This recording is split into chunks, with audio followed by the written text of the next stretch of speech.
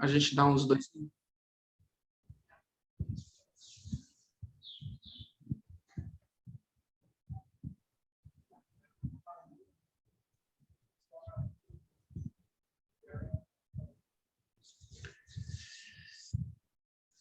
Maravilha.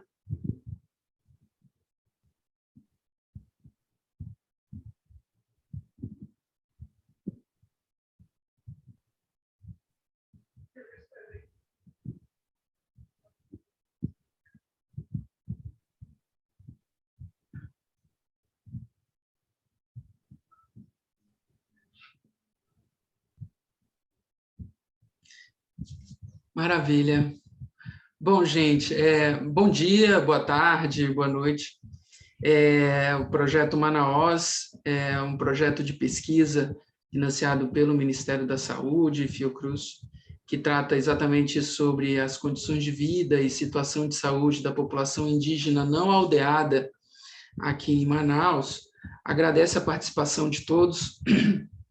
E nesse momento, então, a gente está iniciando o nosso primeiro webinário do projeto, né, convidando pessoas ilustres e que já estudam e que se envolvem com a causa indígena já há muito tempo.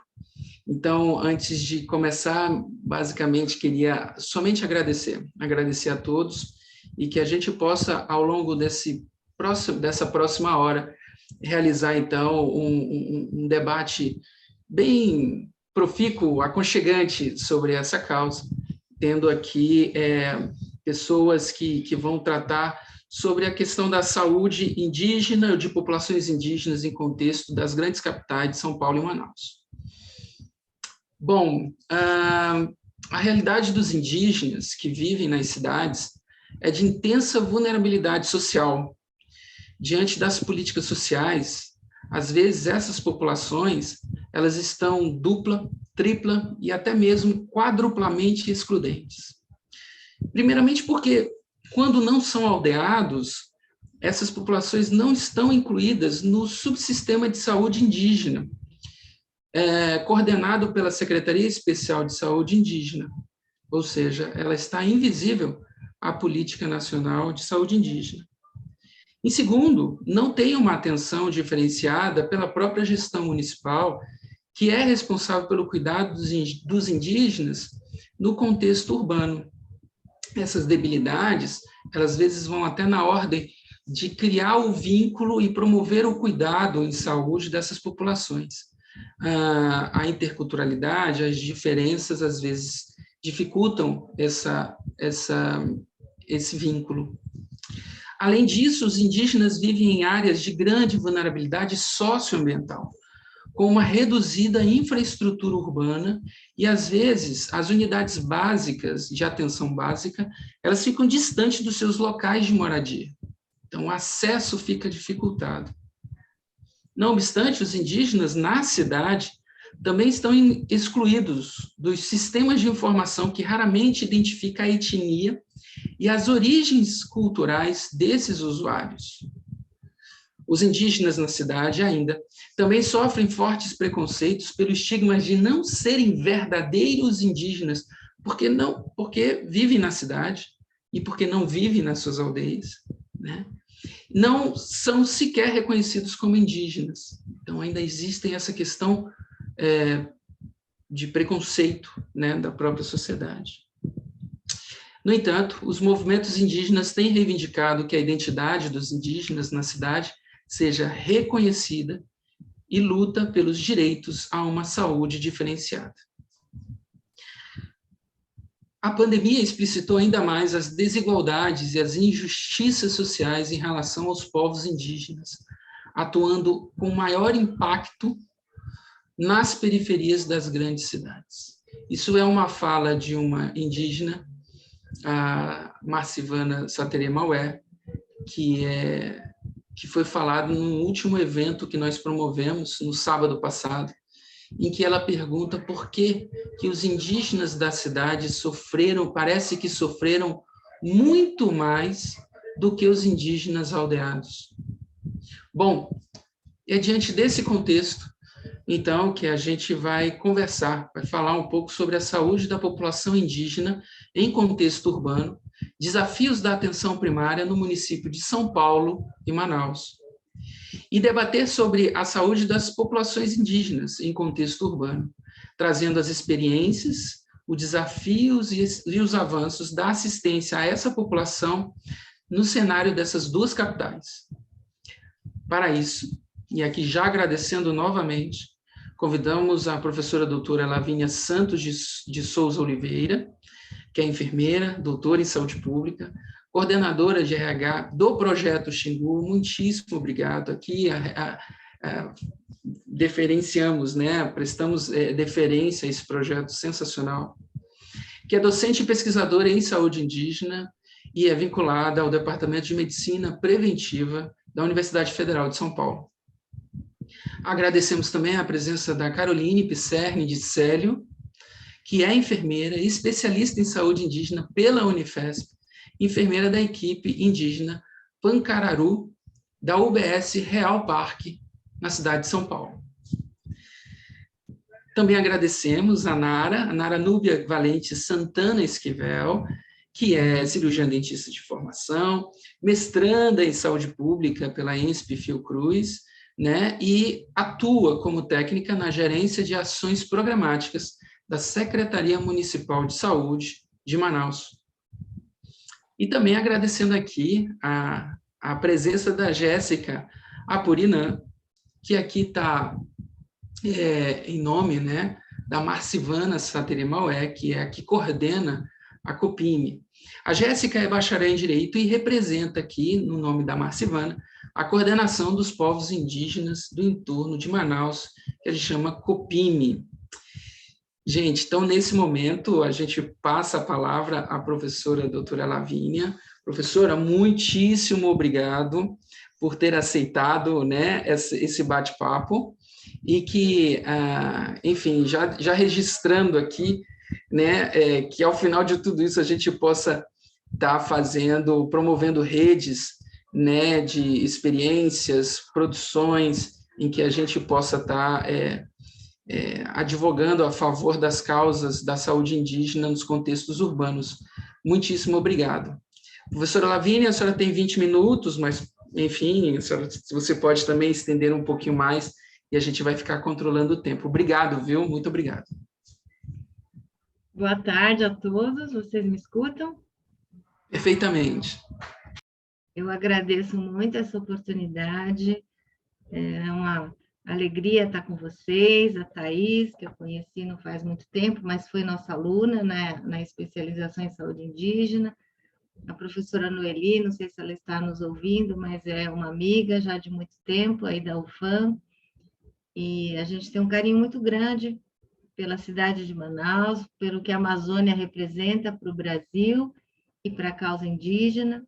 Eu estive aí na Fiocruz, estava lembrando agora, em 2014, para a aula inaugural do programa Mais Médicos, que foi aí nas dependências da Fiocruz, inclusive esteve presente o cônsul de Cuba na época. E foi um momento assim de muita tensão, curiosidade, a gente não sabia direito o que ia acontecer, e fomos muito bem acolhidos por vocês. É um prazer estar com a Nara, a Carol, que também foi nossa aluna, nossa tutora, nossa companheira de trabalho no Xingu, toda a equipe Pancararu, que a gente tem um carinho imenso também por eles, são pioneiros em muitas coisas, e é um prazer também estar com a Nara e com a Jéssica, e acho que vai ser um momento muito bom, então. Eu procurei preparar uma fala assim mais abrangente e até mover um pouquinho minha curiosidade para saber como é que vivem os índios nas cidades aí, mundo afora. Então, eu agradeço a oportunidade que vocês me trouxeram de fazer essa reflexão. Eu vou pedir, não sei bem quem que vai projetar os slides, mas aí eu vou falando e vou pedindo para vocês projetarem para mim. Esse primeiro slide é só um panorama da diversidade indígena do Brasil, né? Então, a gente nem precisa falar muito para perceber que nós temos povos de diferentes origens, de diferentes nações indígenas, diferentes estágios de contato, e por isso diferentes demandas de saúde. Então, a primeira chamada que a gente faz na saúde indígena é de atentar para essa diversidade. Eu sempre digo que as saúdes indígenas deviam ser no plural.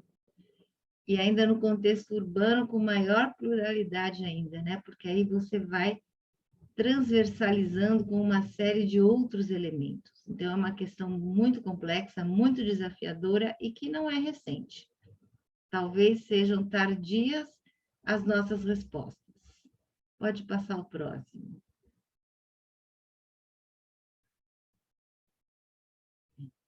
Eu vou deixar essa apresentação disponível, né? Só chamar a atenção, eu não vou ler, mas nós temos um cientista indígena, né? Porque ele está na Academia Brasileira de Ciências, e que traz, então, essa epistemologia indígena, que eu acho que é a primeira coisa que a gente tem que refletir quando se trata de povos indígenas, né? É pensar que essas pessoas têm um patrimônio científico, inclusive, e que isso tem se achegado muito tardiamente, mas tem se achegado diante da sociedade ocidental e das cidades, né? Então, essa fala do Davi Copenaua, que está naquele livro A Queda do Céu, né? O povo Yanomami, ele chama essa atenção, né, de que essa terra já existia há muito tempo, desde sempre, e as pessoas que aqui estavam já estavam há muito tempo, né? Nós temos relatos aí de mais de 17 mil anos de presença humana nas Américas. Então, se você colocar 17 mil anos, né, 10 mil anos de presença indígena aqui no Sudeste, frente a esses 500 e poucos anos de ocupação branca, é uma migalha, né? Quem somos nós para falar de qualquer outra coisa?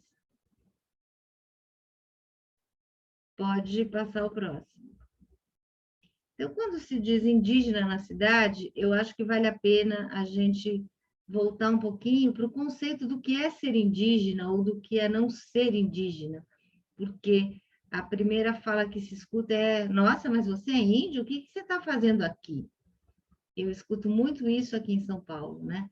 Então, voltando aqui para o que a ONU traz, né? O indígena é uma pessoa que se autodeclara assim, que tem o reconhecimento da comunidade, que faz parte, então, de um povo que tem um histórico pré-colonial e que agrega manifestações e vínculos com um território. E aí eu destaco esse vínculo com o território, porque é um vínculo diferenciado. A ocupação branca, ela chega e traz um sedentarismo, né? Então, quando a gente fala cidade, a gente imagina uma pessoa que chega e fica. Eu moro num bairro aqui em São Paulo, que é o Ipiranga, que é o bairro do Hino Nacional, né? As margens plácidas, hoje estão bem sujas, mas continuam plácidas, e que as pessoas aqui têm muito orgulho de se dizer ipiranguistas, é quase que uma etnia, né? De 3, 4, 5 gerações. Os indígenas não são assim, eles têm uma relação com o território, é claro que isso varia de etnia para etnia, mas que a gente vê aí na segunda metade do século XX para agora, que é uma relação de mobilidade, né? Os Guarani aqui do Sudeste, eles têm a perambulação.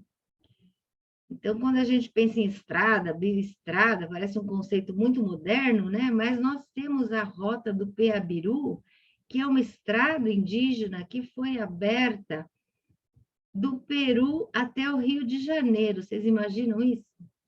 Essa estrada do Peabiru tem em torno de 1000 anos. Então, essa perambulação indígena, essa ocupação, esse vínculo com o território é muito antigo. E não está entendido que esse índio tem que ficar fixado em um lugar só.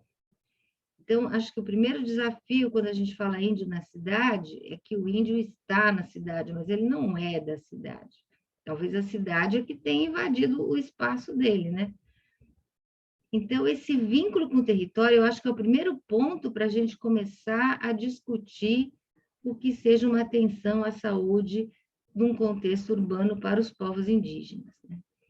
E esse vínculo, então, vai se desdobrar nas questões culturais, nas questões de vínculo com a natureza, na forma de organização social e política, que é muito diferente dos grupos dominantes. Nós temos um discurso legal que fala em diferenciação, mas a gente ainda está num plano de reconhecimento das diferenças. Pode passar o próximo.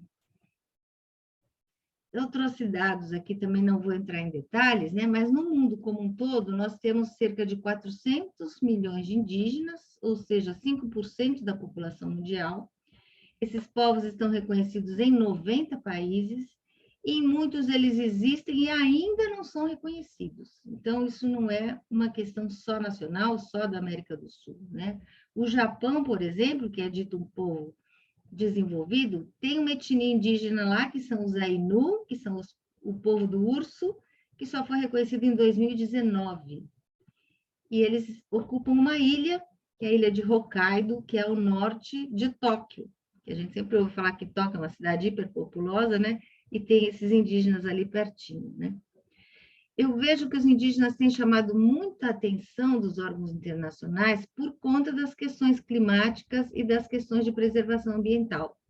Então, existe um relatório do Banco Mundial, não é de nenhum pesquisador acadêmico, nenhum movimento social, é o Banco Mundial, que atribui que 80% da biodiversidade no planeta só existe ainda por conta dos povos indígenas. Então, ser indígena hoje, pertencer a um povo indígena, é estar guardião desse planeta, né? E isso nós vimos nessa última conferência do clima na Escócia. Então, eu acho que este momento é um momento oportuno para repensar a questão indígena e para reposicionar toda essa política. Então, nós vemos aí, rapidamente falando, né? A Groenlândia é o país com maior expressão indígena, né? Que fica lá no Polo Norte. Eu lembro que quando eu era criança eu aprendi a falar esquimós, mas todos os povos indígenas têm as grafias e as etnias erradas, né? Eles se autodenominam Inuit. Na Groenlândia, eles são 89% da população, ou seja, nós temos países indígenas no mundo, né? Existe o povo Semi na Noruega, que representa 15% da população. Então, a gente imagina que é uma população branca, né, norte-europeia, mas ali nós temos 15% da população, 105 mil pessoas, que também ocupam territórios na Finlândia, na Rússia, toda aquela parte do norte da Europa, né? Tem uma cidade lá, que é uma cidade grande, que chama Karajonska, com 80% da população indígena. Na Noruega, na Nova Zelândia, nós temos, então, já sistemas políticos e sociais e cidades que reconhecem os direitos indígenas. Então, eu acho que são experiências que vale a pena a gente visitar. De repente, Rodrigo, até pensar em intercâmbios culturais com esses povos, porque eu acho que são experiências muito agregadoras para ver como é que eles pensam a saúde nesses lugares, né? Perfeito. Na Noruega e na Nova Zelândia, as línguas indígenas são oficialmente reconhecidas, né? Então, o povo maori na Nova Zelândia também corresponde a 15% da população e, de igual forma, eles têm um parlamento próprio, um sistema político próprio, eleições, sistema de saúde próprio. Os Estados Unidos e o Canadá têm uma realidade semelhante, cerca de 3% da população é indígena, é bem maior do que aqui no Brasil, né? Mas eles ainda têm uma posição de luta permanente com o poder público, de perdão, de reconhecimento dos seus direitos, de todo um passado extremamente violento, né?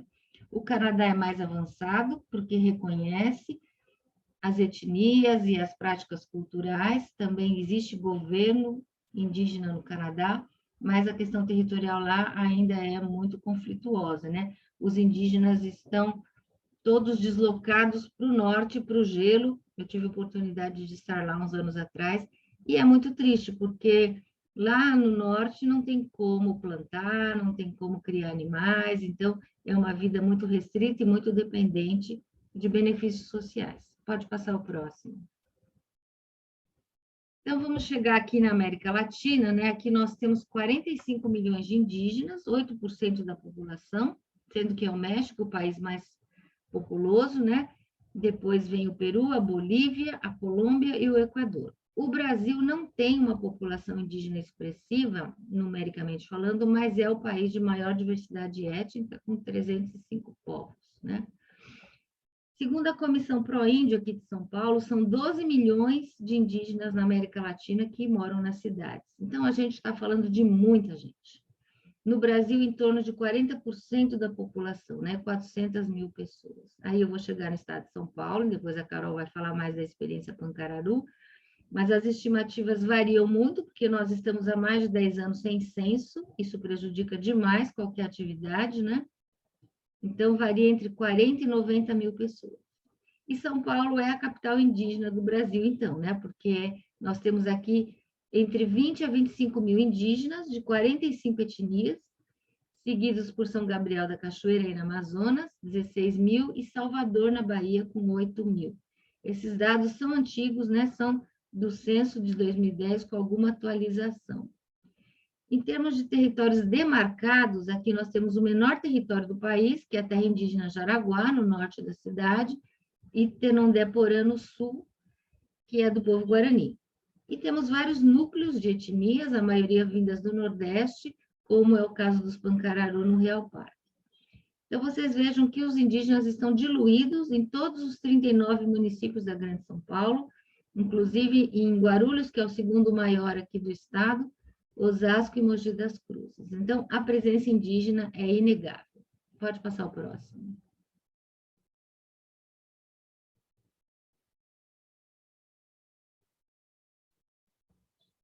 Bom, esses números são bem conhecidos, né? Nós tivemos uma depopulação muito grande, mas, felizmente, estamos vivendo um momento aí de recomposição populacional. Pode passar o próximo.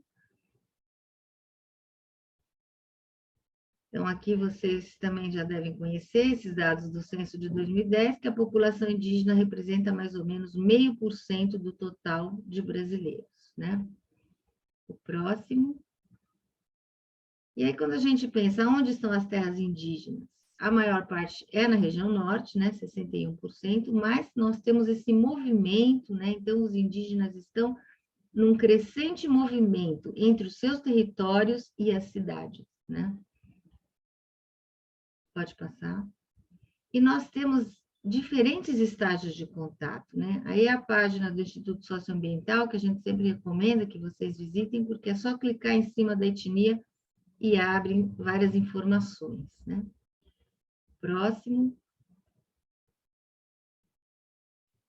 Eu coloquei aí um print de um dicionário Tupi que destaca mais de 600 cidades brasileiras com nomes indígenas.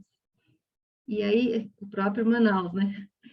E aí a gente fica pensando, então, quem que chegou primeiro, né? Foi o índio na cidade ou foi a cidade no índio? E todas com muita pertinência, né? De descrição dos locais. É uma coisa muito interessante, né? Depois, quem tiver tempo de visitar isso, vale muito a pena, para ver a relação entre o território e o povo, né? Próximo.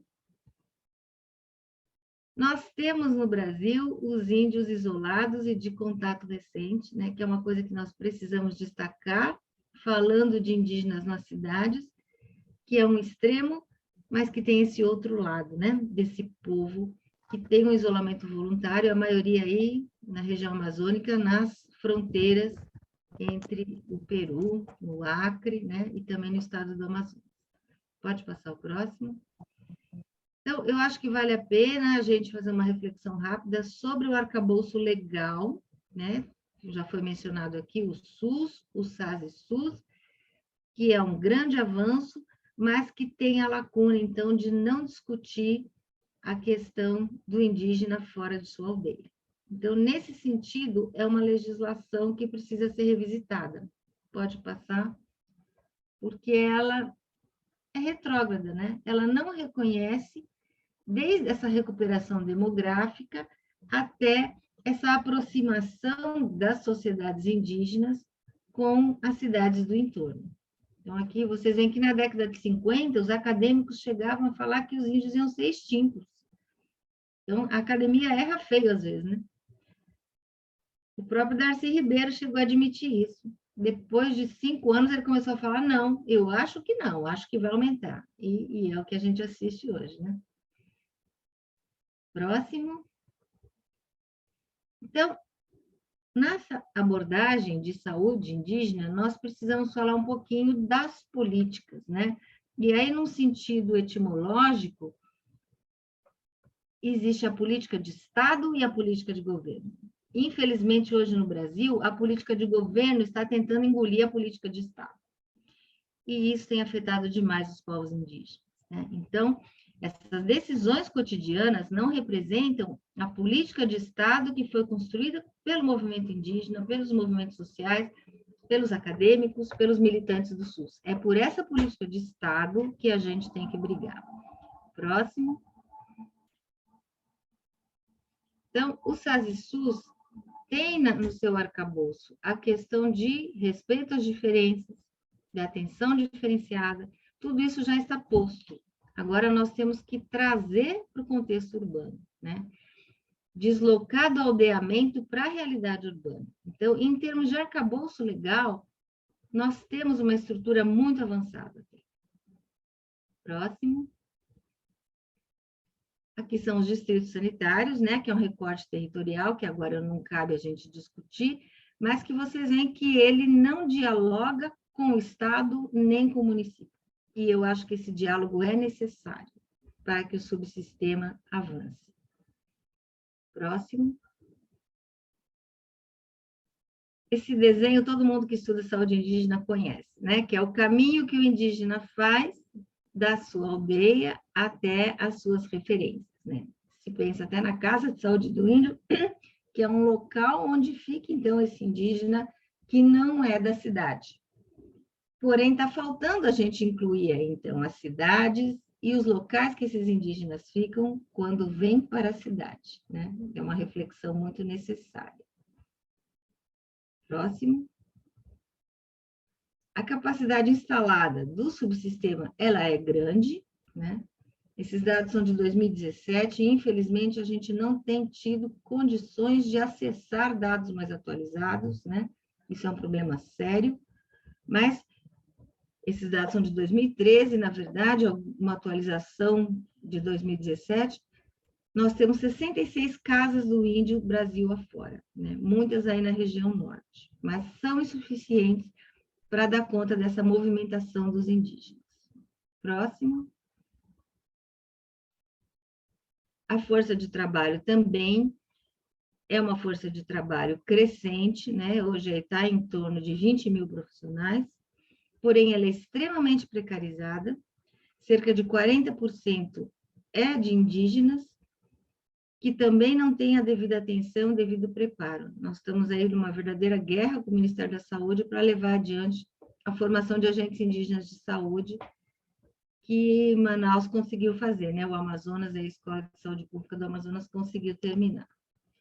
Mas o Brasil inteiro está parado. Próximo.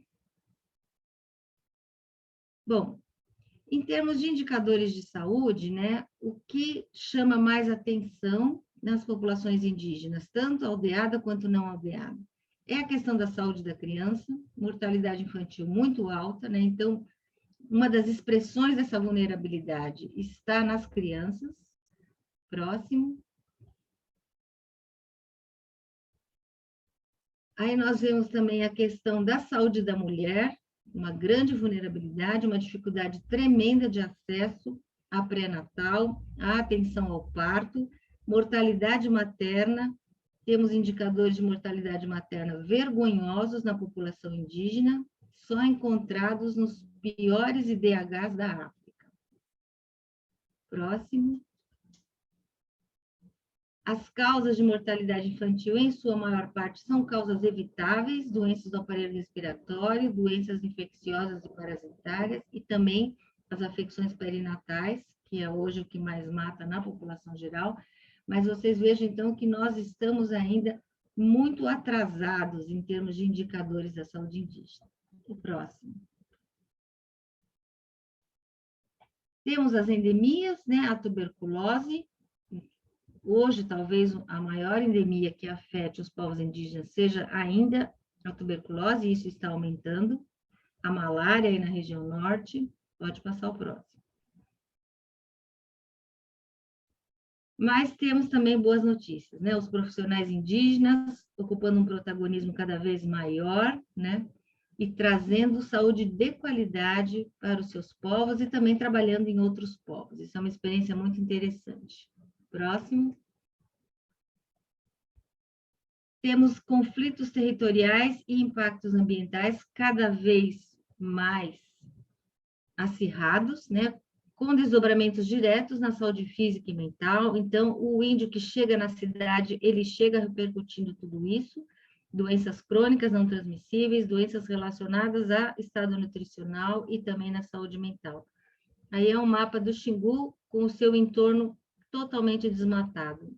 Essa é a realidade indígena do Brasil hoje, pegando fogo, dominado pela cultura da soja e com uma perda irreparável na natureza. Eu estou esgotando meu tempo, mas já vou acabar, tá? Então, todas essas questões configuram uma atenção bastante complexa. E quando o índio vem para a cidade, ele traz tudo isso. Próximo. E aí, o que fazer, né, gente? Então, eu queria apontar só algumas coisas.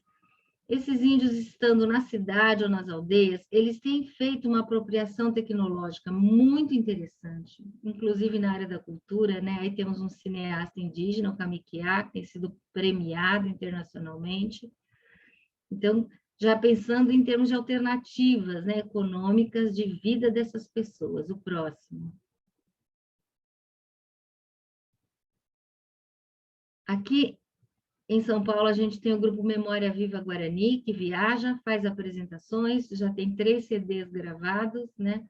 E é uma forma muito interessante de expressão cultural. Tem a questão aí da agricultura orgânica, do artesanato. Nós temos no Xingu o mel, que é produzido pelos índios e comercializado aqui na rede Pão de Açúcar, né? Que é uma rede de supermercados de classe alta. Então, tudo isso são alternativas, porque não basta pensar o índio na cidade ou na sua aldeia, né? Nós temos que pensar nas alternativas de sobrevivência e de vida com qualidade. Próximo. Então, gente, eu queria encerrar mostrando aí algumas figuras e dizendo que os índios estão em movimento, né? Essa é uma fala do Ailton Krenak, e que nós temos que ir junto com eles. Eu acho que não é nem na frente, nem atrás, é do lado mesmo, né? É batalhando, buscando essas reparações e buscando essas inclusões. Então, a nossa Constituição garante tudo isso. Próximo. Aqui é uma escola no Xingu, né? A escola que sede. Então, a educação tem um papel aí maravilhoso, e é a educação bilíngue. Próximo. Aqui eu trouxe para vocês conhecerem um pouquinho esse povo que eu mencionei da Noruega, né? O povo Sami. Eles faziam aquelas tendas de couro de rena, e hoje são de vidro. Então, é bem interessante, né? Eu fiquei muito curiosa para conhecer essa cidade aí. Próximo. Esse é o povo Ainu, que eu falei, que é o povo amigo dos ursos, que mora lá, então, pertinho de Tóquio. Próximo. O povo Aymara, na Bolívia. Inclusive, o presidente Evo Morales é desse povo, né? E até em Nova York, gente, nós temos uma ilha indígena, que é essa Randall Island. Inclusive, esse ano eles fizeram uma comemoração aí com índios afrodescendentes, né? Então, a coordenadora aqui se apresenta como afro-indígena, líder de saúde pública. Achei bem interessante. Próximo. Aqui é a fronteira do Canadá com os Estados Unidos, os indígenas numa cerimônia, né? Próximo. E aqui é uma moradora da terra indígena Jaraguá, a foto fala por si só, né? Das necessidades, que nós estamos dentro da cidade mais rica do país, com uma realidade vergonhosa dessa. Eu tenho muita vergonha. Próximo. Temos ainda a situação dos índios acampados, né? No sul do Brasil, em Santa Catarina, numa luta tremenda, e eu acho que a gente tem que somar nessa luta, nas denúncias, nas pesquisas engajadas, como eu vejo vocês fazendo aí, na organização de informações de saúde, e num fortalecimento sociocultural e também espiritual. Então, vocês desculpem que eu me alonguei um pouquinho, mas eu tentei traçar esse panorama, fico à disposição depois para as perguntas. Muito obrigada. Nossa, Lavínia, muitíssimo obrigado. Uau, a gente tem bastante material para conversar.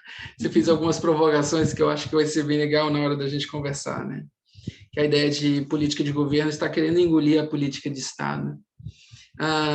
Além de tudo isso, a proporcionalidade de indígenas no Brasil, ela não atende à proporcionalidade no mundo, né? Isso diz muita coisa, né? Esse retrato, aqueles que se dizem indígenas no Brasil, somente só meio por cento se consideram indígenas, né? Enquanto que no mundo, contabilizando todos aqueles, os indígenas, é em torno de 8,3%. O que está acontecendo com os nossos indígenas? Será que estamos cuidando deles? Será que eles, de alguma sorte, também estão cansados das lutas? Penso eu, aqueles que às vezes não reconhecem, né, os seus direitos, mas sabemos também que o controle social mais forte que tem eles são altamente organizados, né? Enfim, eu acho que as pesquisas engajadas, de fato, têm um papel fundamental nessa recuperação, nessa ideia de fortalecê-los, né, na causa. Obrigado, professora Lavínia, sensacional. Bom, nesse momento, então, a gente passa a fala a Caroline Pisserni. Caroline, desde então, te agradeço imensamente. Você tem aí o tempo que for para conversar. Obrigada. Obrigada. Queria primeiro agradecer, né, o convite que foi feito para a nossa unidade, para a nossa equipe. Eu estou, né, representando uma comunidade muito grande, uma equipe também muito forte, e é uma temática muito importante, né? Foi falado, né, até o Rodrigo, eu acho que é uma temática antiga, mas eu também tenho a sensação de que a pandemia ela escancarou um pouquinho mais, né? A gente viveu isso lá no Real Parque, aqui em São Paulo, com a pandemia, a imunização contra a Covid-19, ela deu uma escancarada, abriu um pouco mais, né? Essa temática que já é tão importante. Bom, eu trouxe, eu vou às vezes para baixo aqui, porque eu fiz algumas anotações para não perder, são muitas informações. A equipe ela existe desde 2014, então é uma história longa. Na verdade, a equipe está consolidada e formada desde 2014, mas tem uma história por trás dela. Então, eu coloquei aqui um roteirinho para também não me alongar muito e conseguir compartilhar o máximo da experiência da nossa equipe com vocês e, enfim, todo mundo que está aqui hoje, né? Bom, assim, não tem como falar da nossa equipe, da equipe de estratégia saúde da família indígena Pancararu aqui do Real, sem falar de por que esse povo está em São Paulo, né? O que os pancararus vieram fazer em São Paulo, por que eles estão aqui. E, então, é importante contextualizar, né? Pancararus é um povo originário de Pernambuco, e eles começaram a migração para São Paulo na década de 40, né? Vieram junto com um movimento dos nordestinos vindo aqui para São Paulo em busca de trabalho, condições de vida.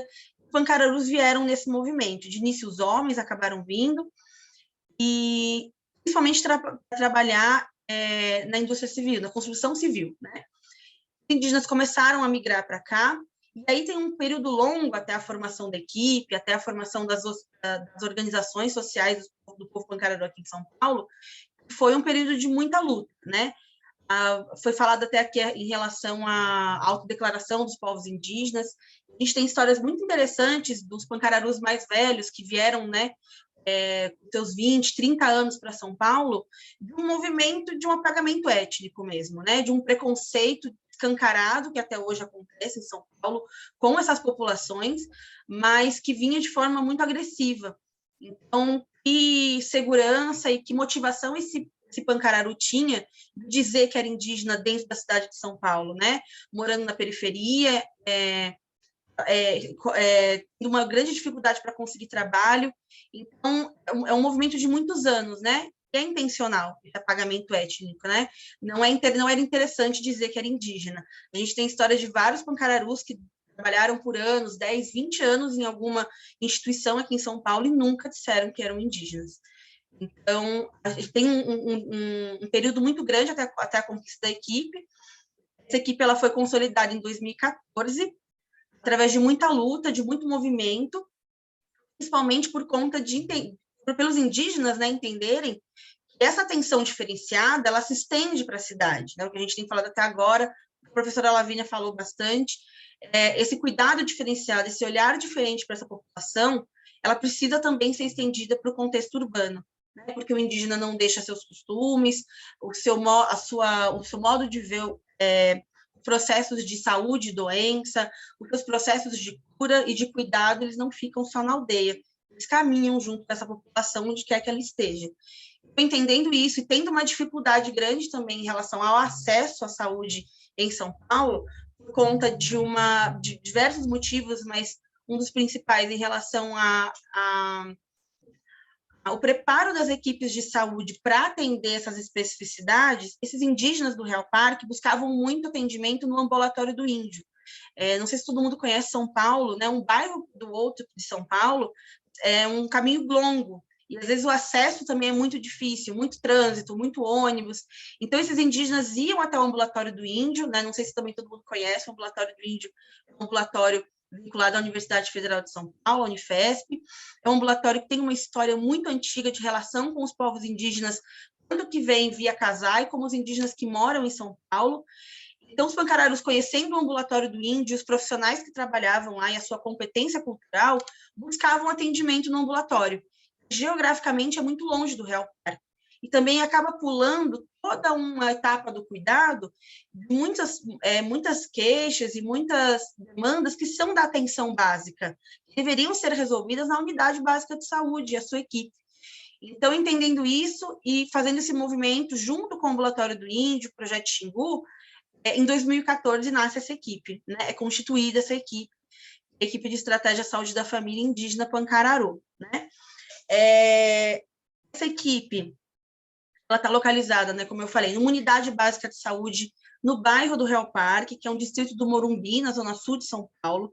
É uma unidade que tem outras equipes de estratégia saúde da família, nós temos mais 2 equipes de estratégia que a gente chama de convencional, porque tem um modelo diferente da nossa, e aí ao longo da conversa eu vou explicando essas particularidades. E o objetivo principal dessa equipe é seguir a PENASP, né? O que a PENASP já diz, é o nosso documento norteador de trabalho, que é ter o atendimento, prestar o atendimento diferenciado a esses povos indígenas, respeitando as práticas tradicionais e também os processos de cura. Nós não operamos pelo SAS e SUS, né? Então isso é importante falar. A gente, apesar de seguir a PENASP, que é o nosso, né, maior documento aí de saúde indígena, a gente não opera na lógica do SAS e SUS e nem da CESAI. Nós estamos numa unidade básica de saúde dentro de uma supervisão técnica de saúde em São Paulo, tem como organização, dentro do município, as contratações por OS, né? Aqui em São Paulo, as unidades básicas de saúde, em sua grande maioria, são regidas e contratadas pelas OS. E nós estamos, então, dentro de uma prefeitura, dentro de uma secretaria de saúde, então a gente não opera nessa lógica do SAS e SUS, mas temos a política, temos a PENASP como documento orientador do nosso trabalho, não teria como ser diferente, pensando em trabalhar com povos indígenas, né? A composição da nossa equipe é uma equipe de estratégia não tão tradicional, porque a gente tem um número menor de alguns profissionais, por conta da quantidade de população que a gente atende, né? A gente tem aí, pela PENAB, o número de equipes de acordo com a população, né? Eu não sei bem em quanto esse número está hoje, mas a nossa equipe, o único diferencial é as nossas agentes de saúde. Então, a nossa equipe hoje ela é constituída por 2 médicos de família e comunidade, 2 especialistas em saúde indígena, uma enfermeira que sou eu, nós temos 2 técnicas de enfermagem, 2 agentes comunitárias de saúde que são indígenas, e um diferencial muito importante para a nossa equipe é que uma dessas agentes de saúde também é uma xamã do seu povo, é uma rezadeira, então uma mulher que também faz aí a interlocução e o trabalho tradicional no dia a dia de trabalho dela. Isso é muito valioso para a gente, por diversos motivos, e essa é basicamente a constituição da nossa equipe. O número dos agentes de saúde é um pouco menor do que as equipes de estratégia convencional, aí tem cerca de 4 a 6 agentes comunitários, isso tem um pouco a ver também com a questão do quantitativo da população, né? Uma coisa que também é muito importante falar, né? Esses indígenas, eles moram em contexto urbano, então eles moram em um bairro que é o bairro do Real Parque e um bairro vizinho, que é o Jardim Panorama, um deles urbanizado, o outro ainda não. Essa população, muitas delas vieram na época da década de 40, 50 e permaneceram até hoje. Então, a rede que essa população usa é a unidade básica e a rede do município. Então, eles são encaminhados na rede que os outros usuários das outras regiões também são. Algumas parcerias e diferenciais muito importantes para o nosso trabalho é, mais uma vez, o ambulatório do índio, né? Que é esse ambulatório que tem essa história com a população indígena. Então, a gente tem uma interlocução com o ambulatório, conseguir acessar o Hospital São Paulo, nas especialidades que esses indígenas precisam, quando a gente vê que a atenção básica não é mais o suficiente naquele caso, a gente precisa de uma especialidade, a gente consegue fazer essa interlocução. E não tem como deixar de falar da Associação Pancararu. A Associação SOS Pancararu é uma associação forte, teve um papel fundamental também na conquista da equipe, uma forma muito eficaz e muito importante de organização desses pancararus do Real Parque. É uma associação ativa, ajuda muito a nossa equipe, então a parceria ela é constante da associação com a equipe de saúde Pancararu.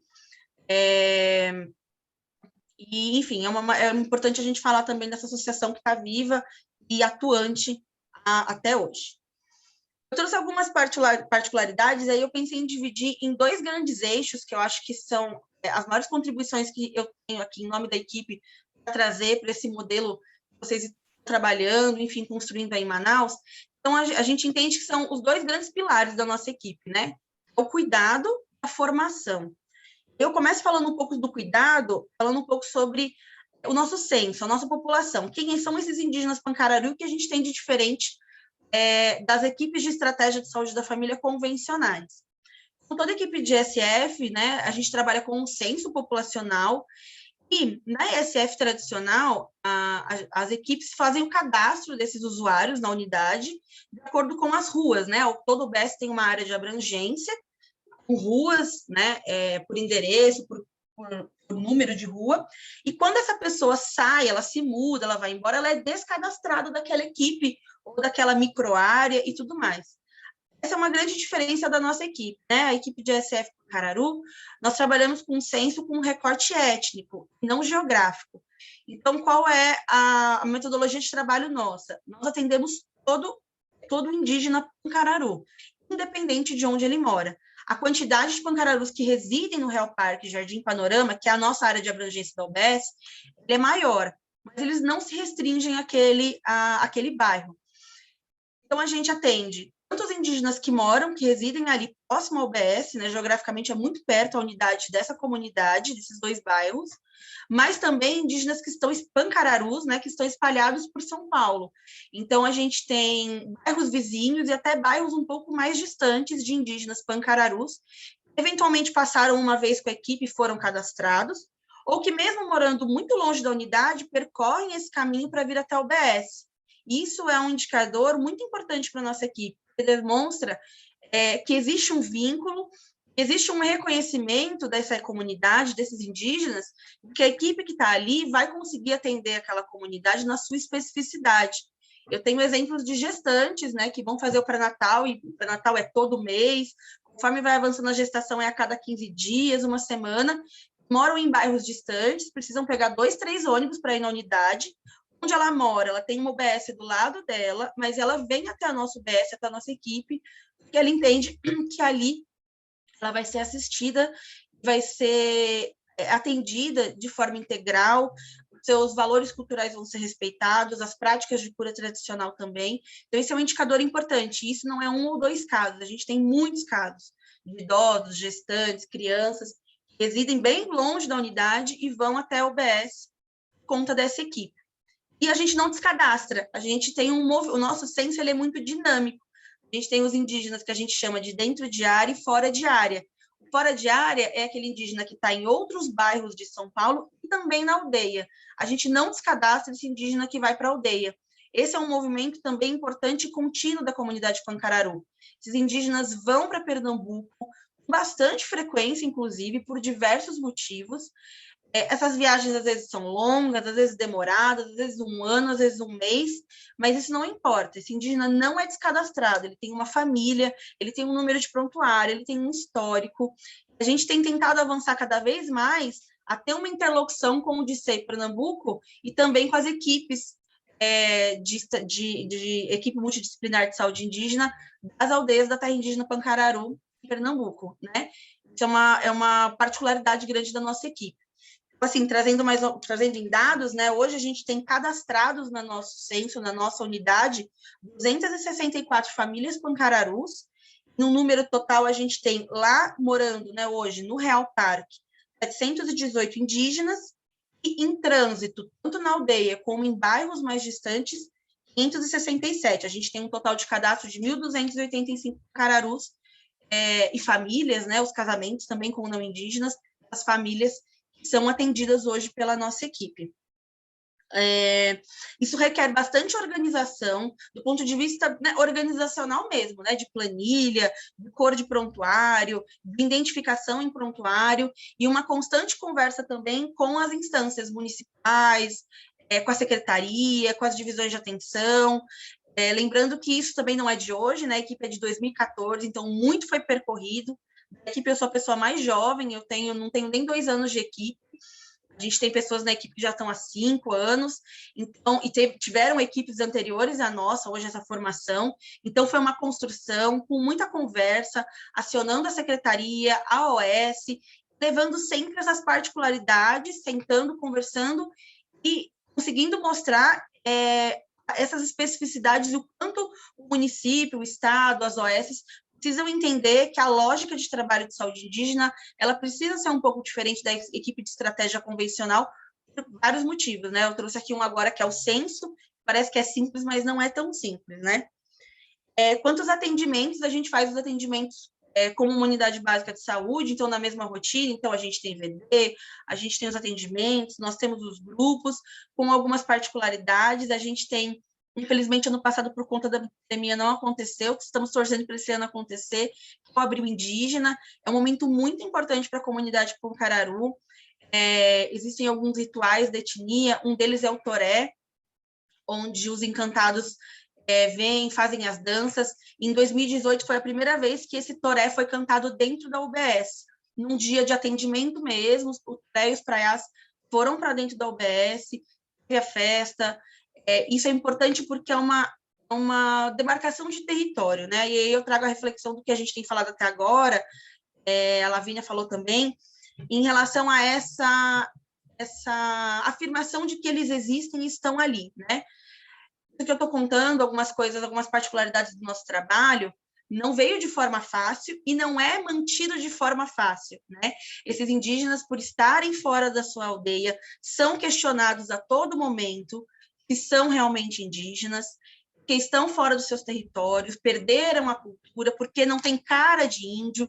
Então, assim, eles são questionados tanto na comunidade, como em alguns momentos também dentro da unidade básica de saúde.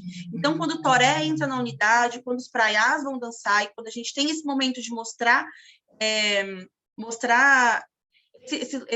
essa parte, né, pequena, mas uma parte da cultura Pancararu, é muito importante, é como se fosse um eco de estamos aqui, nós existimos, nós temos uma terra de origem, uma tradição, então é muito bonito, é muito importante, é um momento bastante importante mesmo, né? Entre outros que eu vou comentar mais para frente. Algumas coisas também que através de muita conversa, muita reunião com secretaria, com organização de saúde, lideranças indígenas, foi a mudança de algumas metas, né? Então, a gente sabe que a ESF tradicional tem metas de visita domiciliar, meta de atendimento, seja do agente de saúde, do enfermeiro. Na nossa equipe, às vezes, as agentes de saúde não têm meta de visita. Qual é o diferencial, né? A gente tem outras 2 equipes dentro da UBS, que a gente chama de azul e vermelha, pelas cores, normalmente as ESFs, mas aqui em São Paulo são por cores. Essas equipes, se cada microárea, que é de um agente de saúde, ela vai por ruas. Então, eu tenho um agente de saúde que tem o prédio tal e o prédio tal. Quando ela vai fazer a VD, ela vai de porta em porta mesmo, é uma perto da outra. Já as nossas agentes de saúde, que é a Tia Lídia e a Thaís, são as indígenas, Os pancararus, eles estão em todo o bairro, em todo o Real Parque, em todo o Jardim Panorama. Quando a gente vai fazer uma visita, não é perto uma da outra, porque o nosso recorte não é geográfico, é étnico. Eu vou atrás de onde tem os indígenas. Então, as visitas são mais demoradas, a gente corre um caminho maior para andar de uma casa para outra. Uma outra questão muito importante, a gente está até, inclusive, retomando agora pós-pandemia, né, que chacoalhou com toda a atenção básica, no geral, é fazer os registros de atendimento tradicional da tia Lídia, que é a nossa agente de saúde rezadeira. Muitas vezes ela é acionada não só dentro do horário de trabalho, mas fora do horário de trabalho dela, para fazer o trabalho tradicional. A gente, através, né, de muita conversa, reunião, conseguiu mostrar e entender de que a tia Lídia, quando ela é acionada para um trabalho tradicional na madrugada, não tem como ela bater o ponto dela às 7 horas da manhã na UBS, porque ela estava num trabalho tradicional. Até ela fala, né, cansa muito mais do que subir escada, as escadas que a gente sobe para ir para as casas fazer VD, né? Então, a gente entende que esse trabalho também tem que ser contabilizado em horas, pensando ali na burocracia da gestão mesmo. Existe essa burocracia na atenção básica, dentro das UBSs. Então, a gente entende que esses registros são importantes, eles precisam ser levados em conta. Ela tem, sim, um outro papel, além do de agente de saúde. E aí mora uma especificidade importantíssima do nosso trabalho, né? Essa valorização e esse reconhecimento do trabalho dela enquanto xamã, enquanto rezadeira. Esses registros são importantes, as metas, e eu trago um relato importante que foi em relação à vacinação, né? A gente viu aí um movimento e um apelo muito forte quando foi, né, foi incluído como grupo prioritário para a imunização da Covid os povos indígenas, e essa questão dos indígenas que estavam em terras indígenas e os que não estavam. A gente viu ali um movimento importante, né, uma manifestação importante quando disseram que esses indígenas em contexto urbano não seriam imunizados. A nossa equipe, né, por já ser uma equipe consolidada há muito tempo, a Secretaria de Saúde, né, sabe que a gente existe, a UES também, a Prefeitura, a gente conseguiu imunizar esses indígenas em contexto urbano. Foi muito interessante como a gente teve um movimento de indígenas em São Paulo que não são pancararus, não passam na nossa equipe, indo até a nossa unidade para receber a vacina. E aí a gente conversando, mas e a sua unidade, né? Quando a gente já tinha o aval para fazer a vacinação dos povos indígenas em contexto urbano, tinham esses relatos, né? Não, a nossa unidade, a gente nem fala que a gente é indígena, ou não, eles não reconhecem. Não, eu levei a minha certidão de nascimento, que está lá, local de nascimento, aldeia. E a recepção da unidade disse para mim, não, mas você não está na aldeia, então você não é indígena. Não, por exemplo, né, a gente está falando da vacinação da Covid, mas contra a gripe, os povos indígenas também são grupo prioritário. Então, esses indígenas, nas suas diversos bairros e casas morando em São Paulo, não são reconhecidos como indígenas nas suas UBS, né? Isso foi uma coisa que ficou bastante escancarada. Passo agora para um outro pilar muito importante da nossa equipe, que é a formação, né? A UBS, ela está localizada na Supervisão Técnica de Saúde do Butantã, que é campo de estágio dos residentes de Medicina de Família e Comunidade da USP. Então, a nossa equipe, tanto a nossa equipe, né, como as outras também, a gente recebe muitos estudantes, tanto residentes de Medicina de Família e Comunidade, como residentes da Secretaria Municipal de Saúde, também os residentes multi de saúde coletiva da USP, entre outras pessoas. A gente entende que ali é um campo de formação importantíssimo, né? A demanda tem aumentado bastante de alunos buscando a nossa equipe para fazer o seu estágio obrigatório ou optativo, entender que é uma particularidade assim que a gente tem conhecimento, a nossa equipe é a única equipe formada, consolidada, que atende a população indígena em contexto urbano, a gente não tem conhecimento de nenhuma outra no Brasil. E essa busca ela tem sido muito crescente, e para a gente é muito importante, a gente vê isso com bons olhos, porque é um momento de formação desses profissionais, sejam eles médicos, enfermeiros, psicólogos, que já passaram com a nossa equipe, para entenderem que sim, em São Paulo, nessa cidade enorme, muita população indígena. Então, não quer dizer que assim, esse profissional vai atuar dentro do território indígena, mas onde quer que ele atue, dentro de uma UBS em São Paulo ou em outro estado, ele precisa entender que sim, ele pode receber um indígena no seu atendimento, na sua equipe pode ser que tenha um indígena, ele precisa entender que esse atendimento ele precisa ser diferente, de acordo com as necessidades daquela etnia, daquela pessoa, conhecer a história, de onde ela veio, seus costumes, seu modo de vida, né? Como que ele entende, como é que ele vê o mundo e os processos de saúde e doença. A gente precisa falar bastante de equidade, né, nesse momento. Então, a gente tem recebido há bastante tempo esses residentes, alguns ficam um período menor, outros ficam maiores, e a gente também recebe algumas visitas técnicas dos residentes que passam pelo ambulatório do Índio, conhecer a equipe, conhecer a associação, conhecer a comunidade, porque nós fazemos algumas aulas de saúde indígena, e a gente sempre começa essas aulas dizendo assim: quando te disseram que tinham indígenas no Real Parque, o que você achou? Porque falar que tem indígena em São Paulo causa muito espanto para a população de São Paulo. Isso é uma coisa... É muito triste pensar isso. Aqui em São Paulo, você dizer que tem povo indígena morando aqui espanta muita gente. Mesmo São Paulo sendo, como a Lavínia mostrou, cidade com maior população indígena em contexto urbano. E quando a gente fala dos pancararus no Real Parque, de imediato já vem uma imagem de que é uma aldeia o Real Parque, que é uma terra demarcada. Então, a gente precisa desconstruir esse pensamento, precisa entender que esses indígenas estão, sim, em contexto urbano, não deixaram de ser indígena e de ter as suas especificidades. A gente também tem bastante parceiros, né? A USP, o Projeto Xingu, a Unicamp. Uma vez por mês, a nossa equipe também tem o grupo de estudos, que é um momento muito importante, em que a gente se debruça em cima de alguma temática, ou das populações indígenas, ou do povo pancararu, faz 2 horas de discussão. A gente tem apoio de uma antropóloga que tem bastante conhecimento e história com o povo pancararu, ajuda muito a gente. A gente convida indígenas, estudantes indígenas, como a gente agora pela pandemia está fazendo tudo online, dando para expandir esse grupo de estudos, tá? De uma forma bem bacana, a gente consegue que muita gente, muito lugar participe, e é um momento que a nossa equipe faz uma vez por mês, sendo numa rotina de UBS que é extremamente atribulada, de conseguir garantir esse espaço de uma vez por mês para estudar sobre saúde indígena e o povo pancararu é muito importante. E a gente tenta manter isso bastante. E eu vou finalizar falando um pouco sobre o conselho gestor, né? Como todo UBS, a gente tem o nosso conselho gestor. Uma coisa que é bastante importante é que dentro do conselho gestor da unidade, a gente tem 2 cadeiras a usuários indígenas. Então, nós temos 2 lideranças, que inclusive uma delas é presidente da Associação SOS Pancararu, que é a Clarice. Ela é uma das pessoas que ocupa essa cadeira, que tem voz, tem voto, e são espaços importantes, né? Assim como o Condize dentro dos territórios, como o conselho gestor da cidade, é um espaço de luta, de reivindicação. É importante que nós tenhamos indígenas ali, sendo que é uma população tão grande, né? Ali no Real Parque. E acho que é isso por enquanto, são muitos pormenores, muita história, né? Eu sempre fico bastante ansiosa para falar, porque é uma história muito longa, vem lá da década de 40, quando essa população começou a vir para cá, muita luta, muita conversa, fazer com que todas as instâncias entendessem a necessidade dessa equipe, que essa equipe ela está ali porque existe uma demanda de uma população que precisa ser assistida de acordo com as suas especificidades. Isso não é a Carol e nem ninguém está dizendo, é a legislação, né? Na lei, está na política, que esses povos têm que ser reconhecidos na sua especificidade, nos seus processos de cura tradicional. Acho que por enquanto é isso.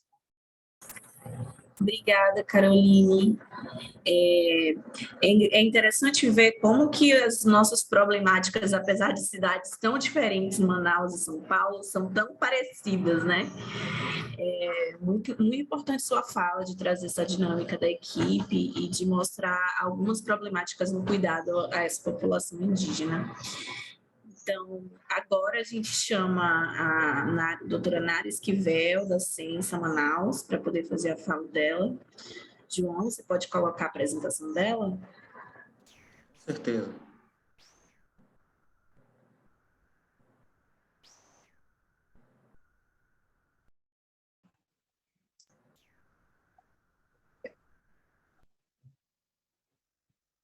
Oi, Nara. Vocês estão me ouvindo? Estamos te ouvindo. Olá! Fique à vontade, Ai, que tá? bom. Que bom, Thaisinha. Ok, gratidão. A minha internet ela está um pouco instável. Eu até tirei da rede, deixei na internet do meu celular. mas vai dar tudo certo, né? Eu agradeço, né? Primeiro agradeço o convite, eu agradeço essa oportunidade, agradeço a minha Secretaria de Saúde, né? Eu faço parte da gerência de ações programáticas. Dentro dessa gerência existe um núcleo de grupos especiais, que é coordenado pela nossa querida Vângela Leal. A Vângela Leal, ela é coordenadora de um dos subgrupos, né, do Projeto Manaus, e ela é uma referência muito forte na questão da saúde indígena. Ela está de férias e me convidou para falar um pouquinho. Nós trabalhamos juntas há alguns anos e a gente tem esse link com relação ao trabalho à população indígena, né? Então, agradeço a participação dos meus colegas da ciência, que estão também acompanhando o webinar, e vou falar um pouquinho, vou contextualizar como é que está o acesso à saúde, um diagnóstico, a demografia da população indígena em contexto urbano no município de Manaus. Então, gente, nesse primeiro slide, nós trazemos aqui a população estimada de Manaus. Manaus é a capital do estado do Amazonas, né? E nós temos aqui uma população estimada pelo IBGE de 2.255.903 habitantes, distribuídos em 63 bairros, né, da capital. E aí nós temos aqui a população indígena autodeclarada, que nós conseguimos extrair do ESUS, do nosso sistema de saúde. Nós temos um número de 8.000 indígenas autodeclarados. Segundo a Copine, nós temos uma população indígena de 30.000 pessoas. Isso é um dado de 2020. Esse dado ele está mais atualizado, acho que a Jéssica vai falar um pouquinho mais sobre isso depois, né? Chegou a 31.000, ainda não estava bem fechado, por isso que nós decidimos deixar o de 2020. E esses indígenas estão divididos em 52 comunidades indígenas em Manaus. Então, assim, diferente do que a Carolina falou, nós temos muitas etnias, nós temos uma população indígena significativa em contexto urbano. Pode passar, por favor, professor João. Então, as etnias identificadas, né, tanto na zona urbana quanto na zona rural de Manaus, são 92. E as línguas faladas são 36. E o que isso significa, gente? Isso significa que Manaus é a cidade com maior percentual de indígenas em contexto urbano no Brasil, né? E aí, dentro dessa informação, há alguns anos a gente pensou aonde esses indígenas estão localizados. Eles na Zona Leste, na Zona Norte, e aí iniciamos um trabalho de georreferenciamento em 2016, para saber aonde estes indígenas estavam. Pode passar o próximo slide, por favor. Esse aqui é o mapa de Manaus, onde nós temos as principais zonas, distritos de saúde, e nós identificamos que dentro da zona urbana nós temos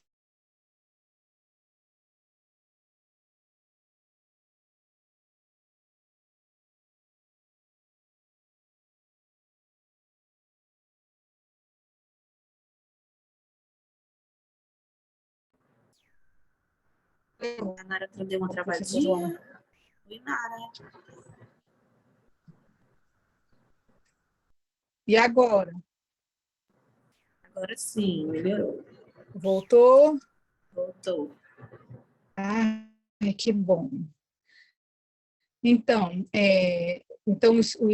nós temos aí indígenas distribuídos nos quatro distritos de saúde urbano e no Distrito de Saúde Rural, e diversas etnias. Vocês podem observar que são várias comunidades indígenas.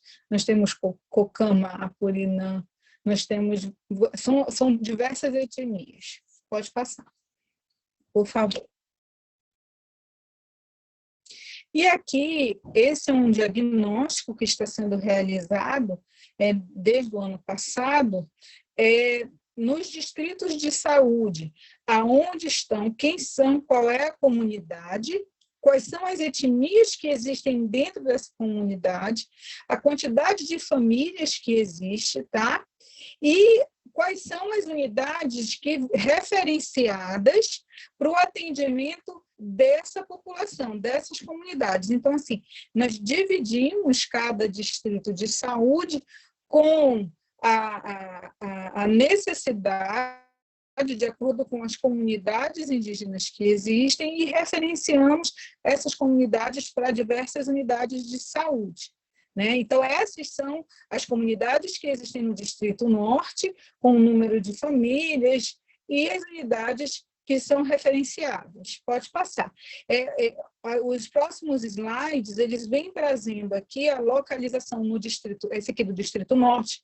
No Distrito Sul, eu tenho a comunidade indígena Munduruku, eu tenho a comunidade indígena da Matinha, eu tenho os indígenas Uarau, que são indígenas venezuelanos. Né? Então, nós ainda temos, nós acolhemos, né, nós temos esses indígenas venezuelanos também dentro desse escopo da assistência e da atenção à saúde, esse no Distrito Sul. E as nossas unidades que são referência para o atendimento dessas comunidades. Pode passar.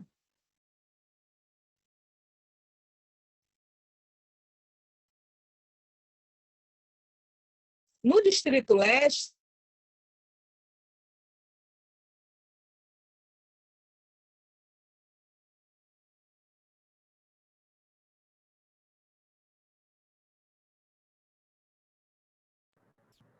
Oi, Nara. Nara? E quais são as unidades de referência para essas comunidades. E elas estão, a população indígena hoje, ela está espalhada nos 5 distritos de saúde e precisam ter esse referenciamento. Pode passar, por favor, professor. No Distrito Oeste é onde eu tenho o maior número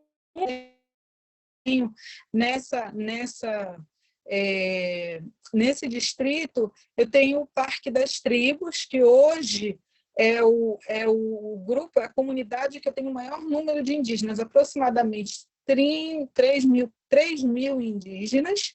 São 35 etnias que existem, que estão habitando ali, né? Então, é onde eu tenho o maior número de indígenas numa comunidade. Hoje é o Parque das Tribos, que é onde nós estamos desenvolvendo o projeto Manaus, né? De muita importância para fazer o diagnóstico situacional daquela comunidade. Sim. Desculpa te interromper. Eu acho que se você fechar a tua câmera, vai ficar oscilando menos a internet, que às vezes dá umas falhinhas assim, corta a tua voz. Vamos fazer esse teste? Eu acho que agora vai melhorar. Vamos, eu desliguei então a minha câmera para ver se melhora. No final você abre para a gente ver, tá bom? Obrigada. Então, tá ótimo. Nada, gente, nada. Então, pode passar o slide, por favor, professor. E aqui no Distrito Rural, onde eu tenho várias etnias, eu tenho Sateré, eu tenho Baré, Tucano, tidas pelas nossas unidades básicas de saúde fluvial, fluviais e terrestres também, tá? E quais são as unidades de referência? Além das unidades fluviais, nós temos as ribeirinhas, a Nossa Senhora de Fátima, Auxiliadora, Livramento. Na zona rural terrestre, nós temos a UBS no São João, Paulo Rosa, Adaviana, São Pedro e Efigênio Salles. Ana, nós temos aí as unidades que essa população é referenciada. Pode passar.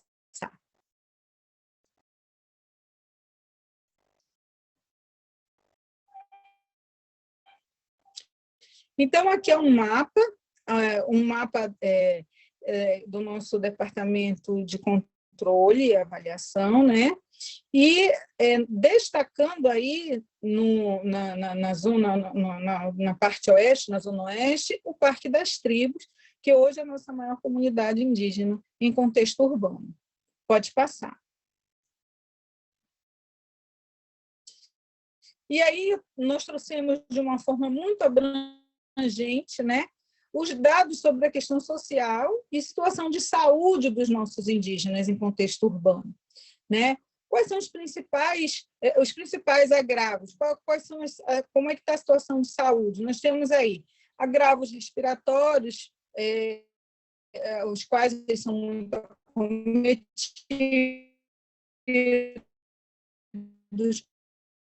a desnutrição materna e infantil, né? O número de suicídios de indígenas crítico, grande incidência de álcool e outras drogas dentro das comunidades, verminose, né? Agravos dermatológicos, as doenças crônicas não transmissíveis, né? Hipertensão, diabetes, e as condições de habitação e moradia, né? Que torna mais vulnerável ainda. Porque quando o indígena ele vem para o contexto urbano, ele vem em busca de melhorias. Como assim? O estudo, né? A faculdade, as faculdades, o trabalho, né?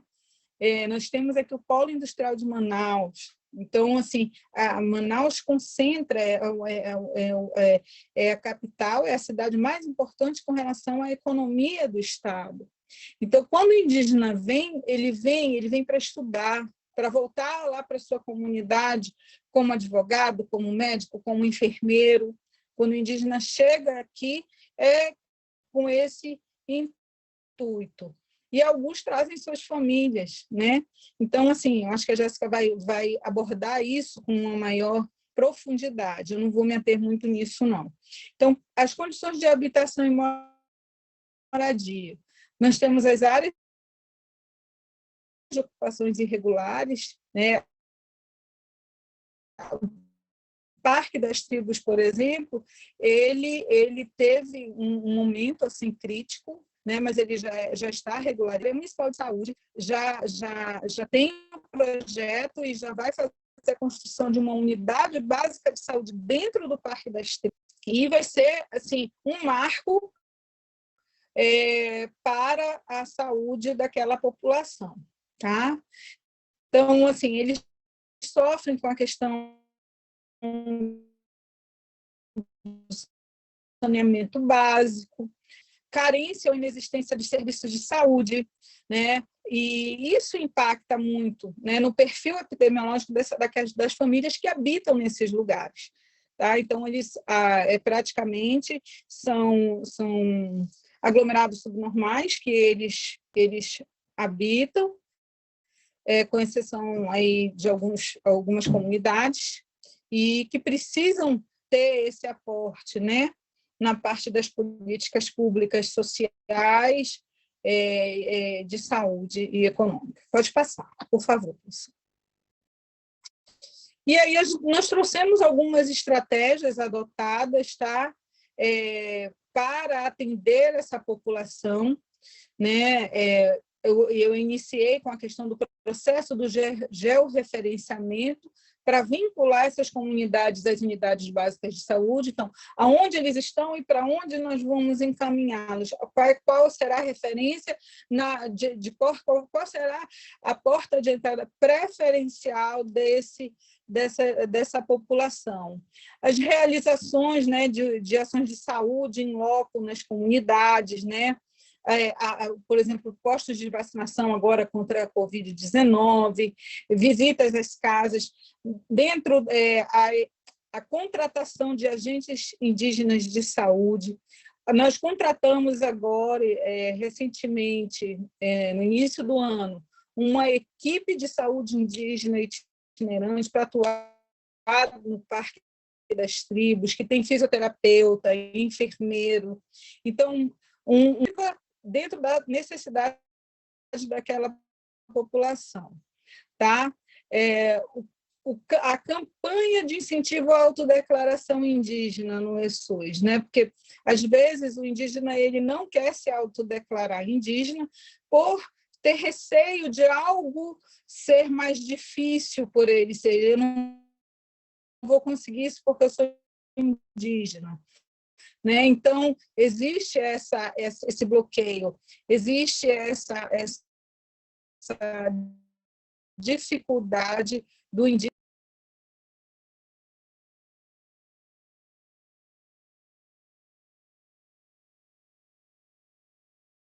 Oi, vocês estão me ouvindo?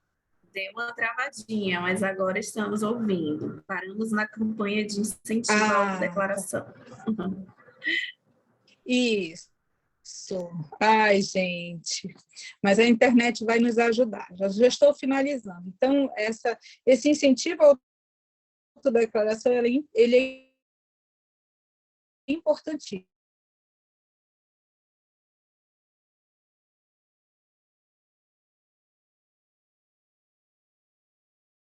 Eu quero só abrir um parêntese, campanha de vacinação, e quando nós conversávamos com os indígenas, você é indígena? Aí ele disse, não, mas o meu pai é, né? Então, isso aconteceu com muitos jovens. Então, essa campanha do incentivo à autodeclaração ela é muito importante dentro da comunidade. Pode passar, por favor, professor.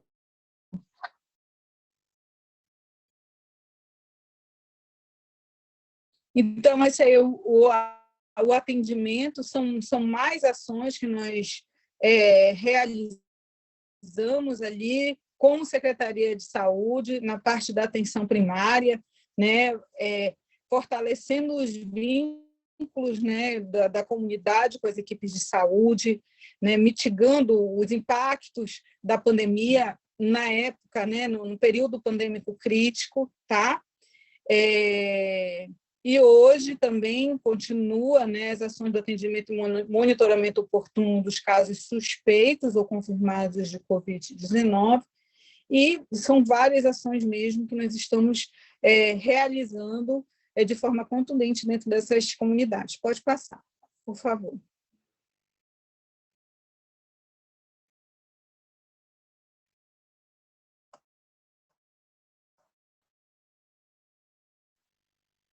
Acho que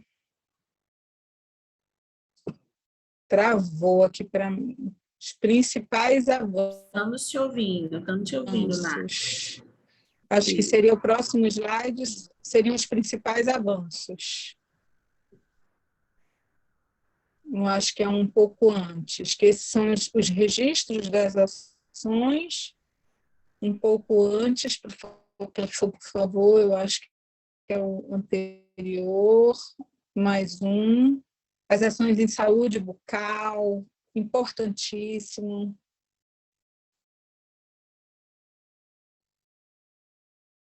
Eu acho que a internet não está me ajudando. Esse já foi, professor. Mais um. Essas são as ações que pode passar, as ações desenvolvidas nas comunidades. Professora, seguindo aqui, o próximo é esse mesmo. E as ações do time do NURG, que era da série. Quais foram os principais resultados alcançados, né? Foi o atendimento e monitoramento oportuno dos casos suspeitos e confirmados de Covid, né?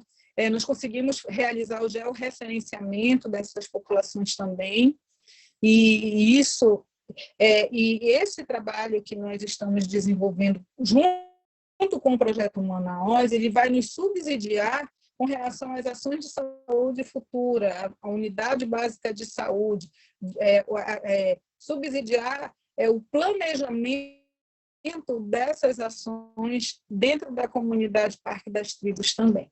Aqui nós temos aqui alguns registros das ações realizadas nas comunidades da Zona Leste. Pode passar, por favor.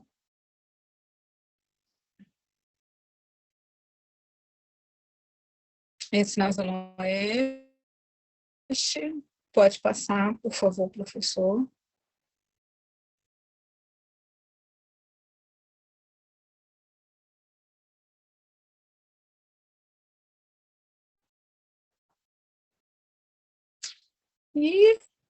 E foi isso, gente. Essas são as ações. Como vocês observaram, são muitas etnias. Nós temos uma população significativa, e isso isso demanda mesmo. Existe um grupo de trabalho indígena, tá? Existe um GTI que se reúne, que debate, que discute as ações nas duas esferas, esfera municipal e estadual. Então, assim, gente, o fortalecimento dessas ações que fará, nós precisamos amadurecer, nós precisamos avançar, mas, assim, estamos atuando, nós não estamos parados. Então, isso é importante demais. Então, agradeço a participação e termino aí com o meu slide final. SUS para todos. Gratidão. Obrigada, Nara. Obrigada pela disponibilidade também de estar aqui com a gente. A Ciência parceira do nosso projeto, e aí a gente já parabeniza a Ciência também pela criação dessa equipe, né, que é específica para atendimento da população à saúde indígena. A gente sabe que precisa mesmo, e que essa população indígena, quando chega nos serviços, mesmo que a gente saiba que é serviço de referência e tal, ela não é atendida da mesma forma do que por uma equipe que é especializada no atendimento à população indígena, que conhece aquela população, tem um vínculo mais direto com aquela população, né? Que sabe dos entraves relacionados às questões que essa população vive. Então, eu acho de extrema importância essa tomada de decisão da ciência e da construção da UBS, né, que a secretária informou recentemente da UBS indígena. Então, parabéns. E agora a gente chama a Jéssica Purinã, da Compime, para fazer a fala dela. Bem-vinda, Jéssica. Oi, bem-vinda. Eu vou desligar a câmera porque eu estou no 3G, gente. E eu estou com medo até de acabar os meus dados móveis, tá bom? Por favor. Bem, eu me chamo Jéssica Purinã, sou do povo Purinã. Atualmente eu ocupo o cargo de coordenadora secretária da Copime e estou aqui representando a Maxivana Satere Maué, que é a coordenadora geral da Copime, que no momento não pôde estar presente. Bem, a Copime, para quem não sabe, ela é uma associação sem fins lucrativos, que significa a Coordenação dos Povos Indígenas de Manaus e entorno. A Copime nasceu da necessidade do descaso que os nossos parentes indígenas eram tratados em meio urbano. Pois, quando nós estamos na base, na aldeia, como aqui já foi falado, né, quase todas as falas, nós somos atendidos pelo DICEI, que é um outro subsistema de atendimento à saúde indígena, mas a partir do momento que eu me desloco para a cidade, esse atendimento me é negado, como se a minha identidade indígena estivesse ligada apenas àquele território. E a partir do momento que eu deixo meu território, é como se eu deixasse de ser indígena, mas o que não é compreendido é que eu sou indígena em qualquer lugar. E o porquê do direito a esse atendimento também não poder me acompanhar. Porque, geralmente, quando a gente vem para a cidade, a gente vem em busca de melhores condições de vida, vem em busca de estudar e voltar para a nossa base ou permanecer aqui para ajudar os nossos parentes indígenas. E, às vezes, as famílias também vêm com a gente, como foi o caso da minha, que, no caso, eu sou lá do Rio Purus, dentro de uma reserva chamada Jauari, e a minha família toda veio comigo para Manaus para a gente justamente estudar. Mas não é o caso que acontece com outros colegas, como, por exemplo, na faculdade eu tive 2 colegas que desistiram porque eles vieram sozinhos e, para eles, o impacto foi muito maior. As dificuldades que é permanecer na capital, todo mundo sabe que não é fácil, principalmente agora, nesse período pandêmico que nós vivemos. E eu vejo a educação como uma grande ponte, né, para mudanças ocorrerem, pois nós não queremos mais ser tutelados, que foi o que aconteceu durante muito tempo. Hoje nós queremos ser protagonistas, nós queremos falar das nossas necessidades, como nós queremos e o que queremos. E por causa desses direitos que foram negados, a COPIME foi criada. A COPIME, como movimento, ela visa justamente lutar junto com as comunidades, né, em prol da reivindicação de várias pautas e de vários direitos. E hoje, de forma mais organizada, a COPIME ela trabalha em cima de 5 eixos, que são representados por comissões. Uma comissão de educação indígena, a comissão de saúde indígena, a comissão de cultura, a comissão de terra e moradia e, mais recentemente, a comissão das mulheres. E essas comissões elas são compostas por pessoas que desenvolvem seu trabalho de forma voluntária, buscando objetivos que vão beneficiar a todos. Como, por exemplo, o direito à vacinação do Covid, que foi uma briga muito grande, onde nós perdemos vários parentes indígenas que foram totalmente invisibilizados e sequer entraram nas estatísticas. Pois quando saiu o Plano Nacional de Vacinação do governo federal, ela abrangia apenas os índios aldeados e os que estivessem em terras demarcadas, ou seja, deixando de fora, como foi falado na primeira apresentação, mais de 400 mil indígenas no Brasil todo. E o nosso grupo, apesar de estar sendo vacinado como prioritário, nós, por morarmos no meio urbano, fomos excluídos. Então, a COPIME ela entrou via Ministério Público Federal, junto com outras instituições, como a APIB, a COIAB, em prol desse direito.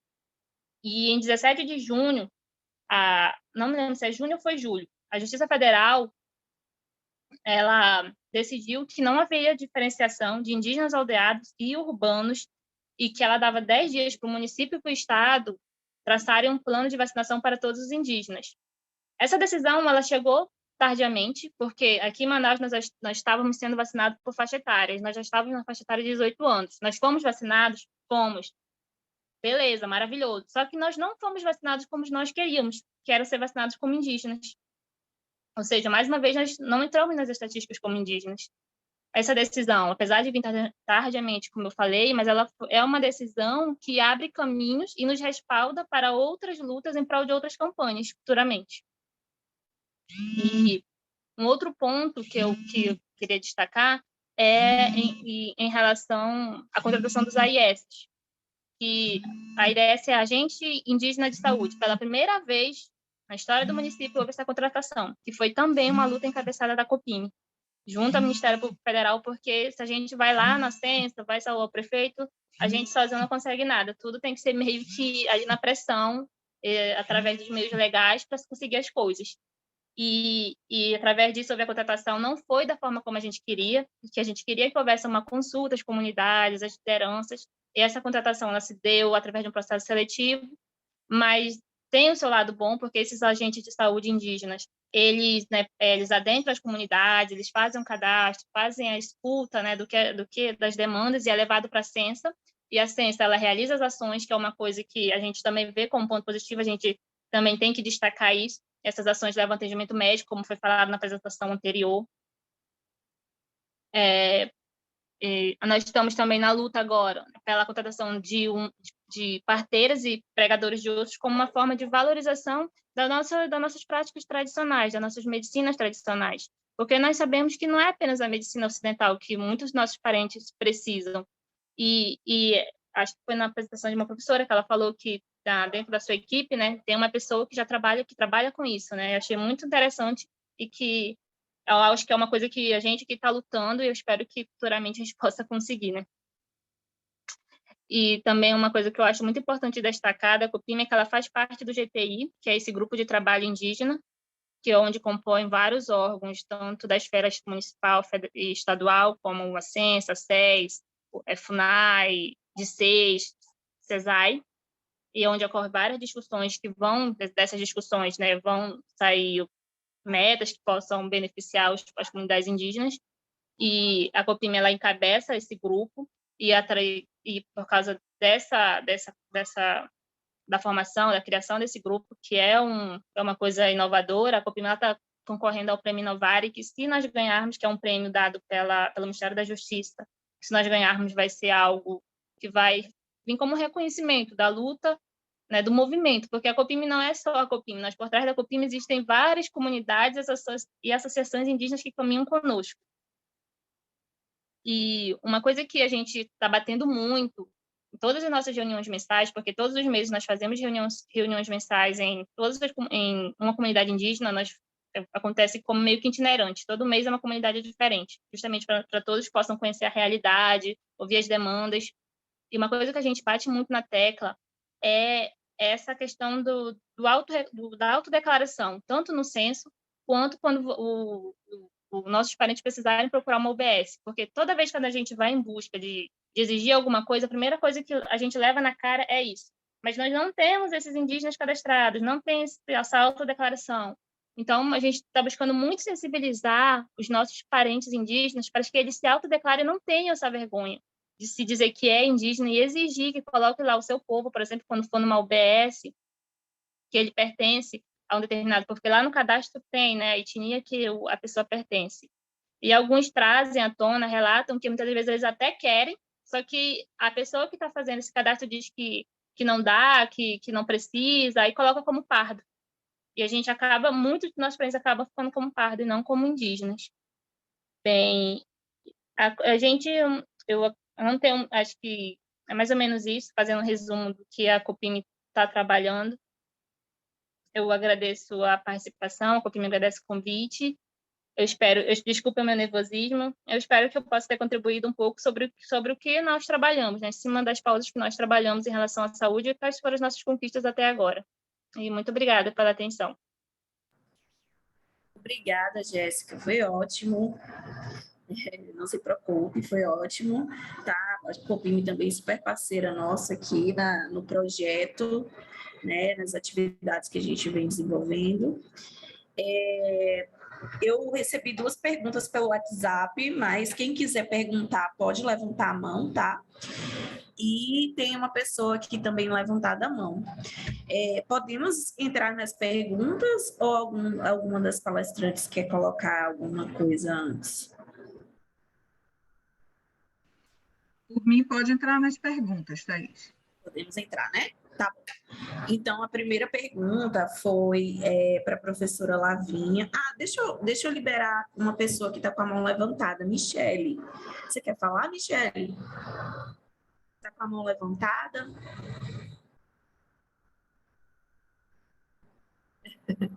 Eu acho que foi engano. Michele, você está me escutando?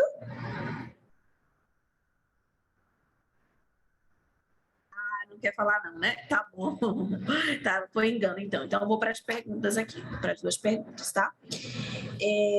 Para a professora Lavínia, tem uma pergunta para a senhora falar um pouco em relação à formação dos profissionais na Unifesp, se tem uma formação específica para quem já queira trabalhar com população indígena. E aí, para Caroline, tem uma pergunta, como são 2, eu vou logo falando, e aí depois vocês respondem, tá? Para Caroline, tem uma pergunta em relação a se vocês têm dificuldade na questão da referência e contra-referência para outros níveis de atenção dentro do Estado com a população indígena. Professora Lavínia, se quiser, pode começar. Estão me ouvindo? Você pode repetir o nome da pessoa que fez a pergunta, Thaís? João. João.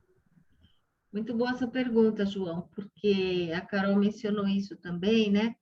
Eu acho que no enfrentamento aí das necessidades de saúde da população indígena, a gente tem um tripé, né?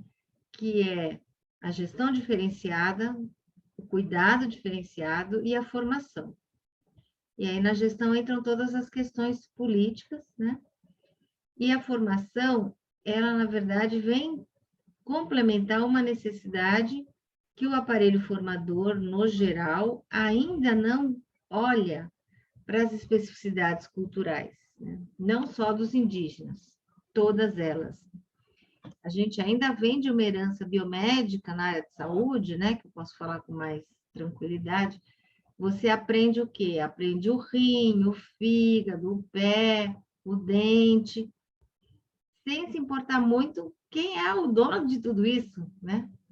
E se essa pessoa está inserida num mundo que às vezes não é o mundo urbano, né? O mundo ocidental, então ninguém fala disso. E aí a necessidade dessa complementação é muito grande.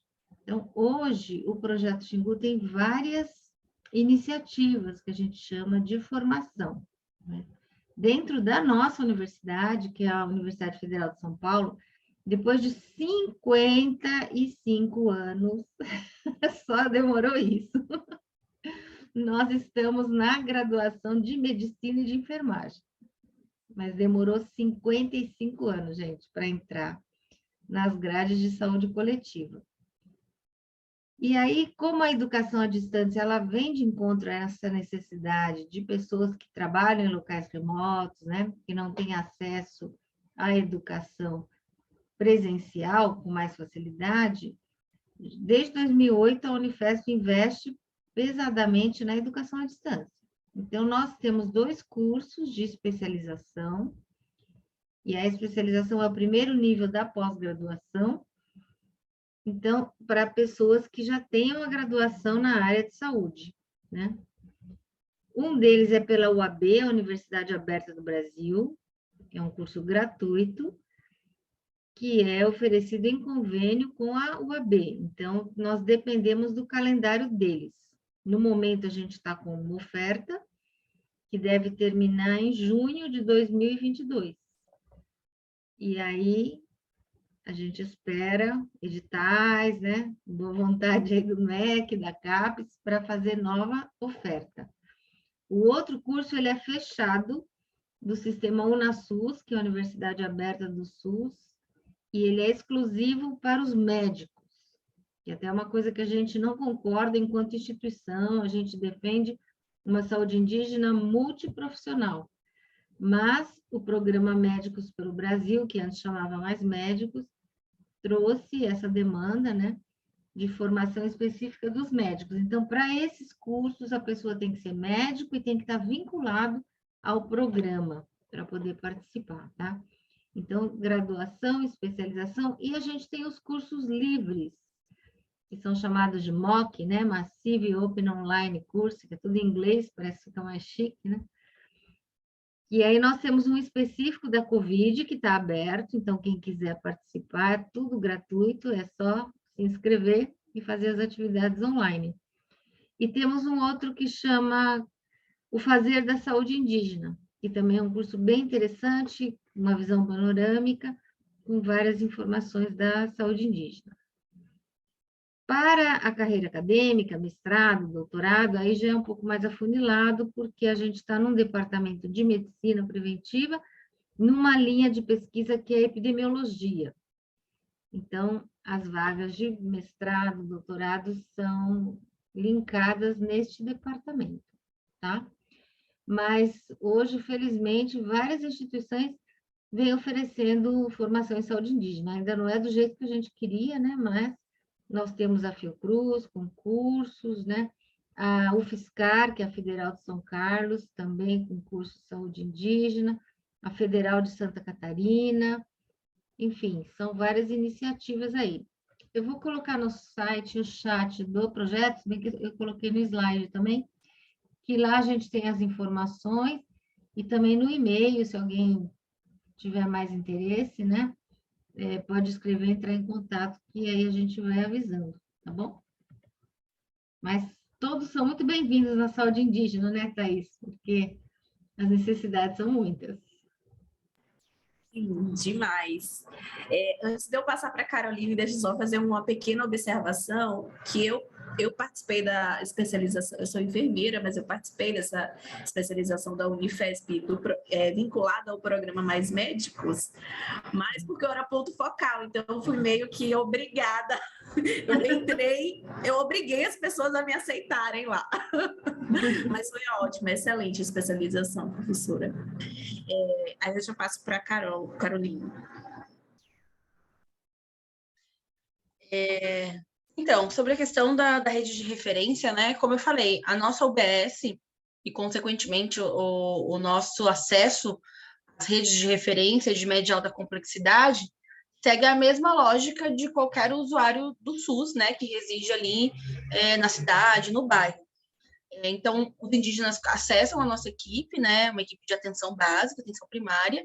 Se a gente tiver necessidade de uma atenção complementar, a gente vai através da rede. Mas, né, o grande diferencial e o nosso grande parceiro é o Ambulatório do Índio, vinculado ao Hospital São Paulo, que quando a gente percebe ali que, né, não é tão simples, ou que a gente precisa de profissionais que vão entender esse problema, né, esse problema de saúde de uma forma mais geral, que vai entender de onde esse indígena veio, para onde ele vai, ter o entendimento, né, do conceito de saúde e doença. A gente aciona o ambulatório do índio, tem aí também uma história longa de muitos anos de entrada dentro do Hospital São Paulo, profissionais ali no ambulatório do índio fazem essa interlocução com os profissionais do Hospital São Paulo, e aí a gente consegue essa outra rede, né, que não é a rede atuada da nossa unidade, geograficamente a gente está distante, inclusive, do Hospital São Paulo, do ambulatório do índio, mas a gente consegue acessar essa rede, né, essa quantidade enorme de especialidades, por ser um hospital universitário, né, Unifesp, de especialidades médicas e outras especialidades também, ali no entorno, na região do Hospital São Paulo. Então, é um grande parceiro, não só para acessar, mas até para entender e conseguir fazer esse cuidado de forma integral, né? Eu nunca fiz parte do ambulatório do índio, mas a Lavínia pode até falar melhor do que eu,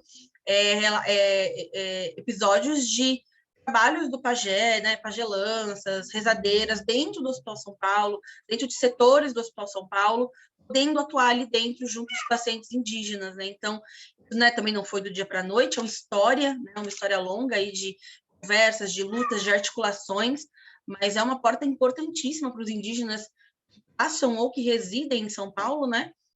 O ambulatório do índio e o Hospital São Paulo.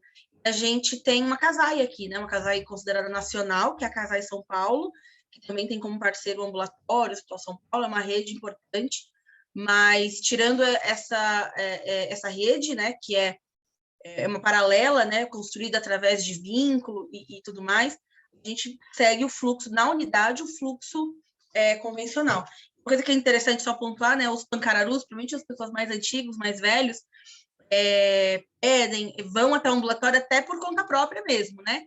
Existe um vínculo, existe uma história, existe um porquê disso. Então, frequentam há muito tempo, fazem parte dessa rede, às vezes avisam a gente está indo lá no ambulatório, fazer tal coisa, eu preciso de um oftalmo.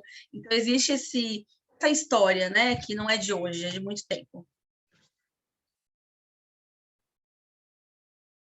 Legal, bom que vocês têm uma rede bem estabelecida, né, que apoia a atenção básica, e a atenção básica apoia essa rede mais especializada, e é isso que a gente está lutando para que a gente consiga avançar por aqui. Então, alguém tem mais alguma pergunta, gente?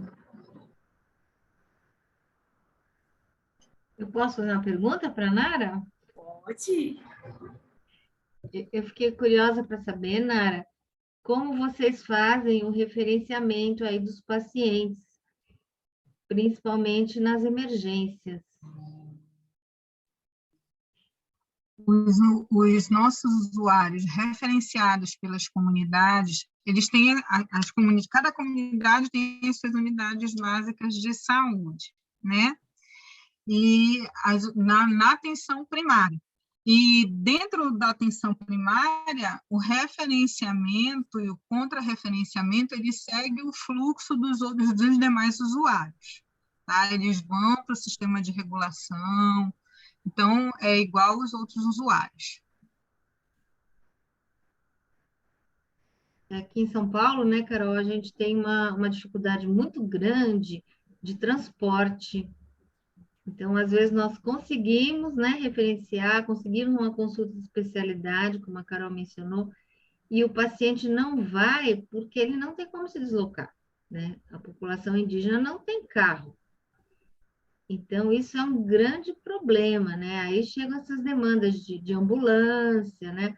Aciona o Ministério Público, aciona a CESAI para conseguir esse transporte, mas esse é um ponto que a gente acha bem crítico ainda, né? Que eu perguntei, porque eu fiquei curiosa saber se vocês avançaram nessa discussão, porque eu acho que vocês avançaram em muitas coisas. Aí eu gostei muito da sua apresentação e da forma como vocês, como eles falam no Xingu, vocês foram caçando os índios, né?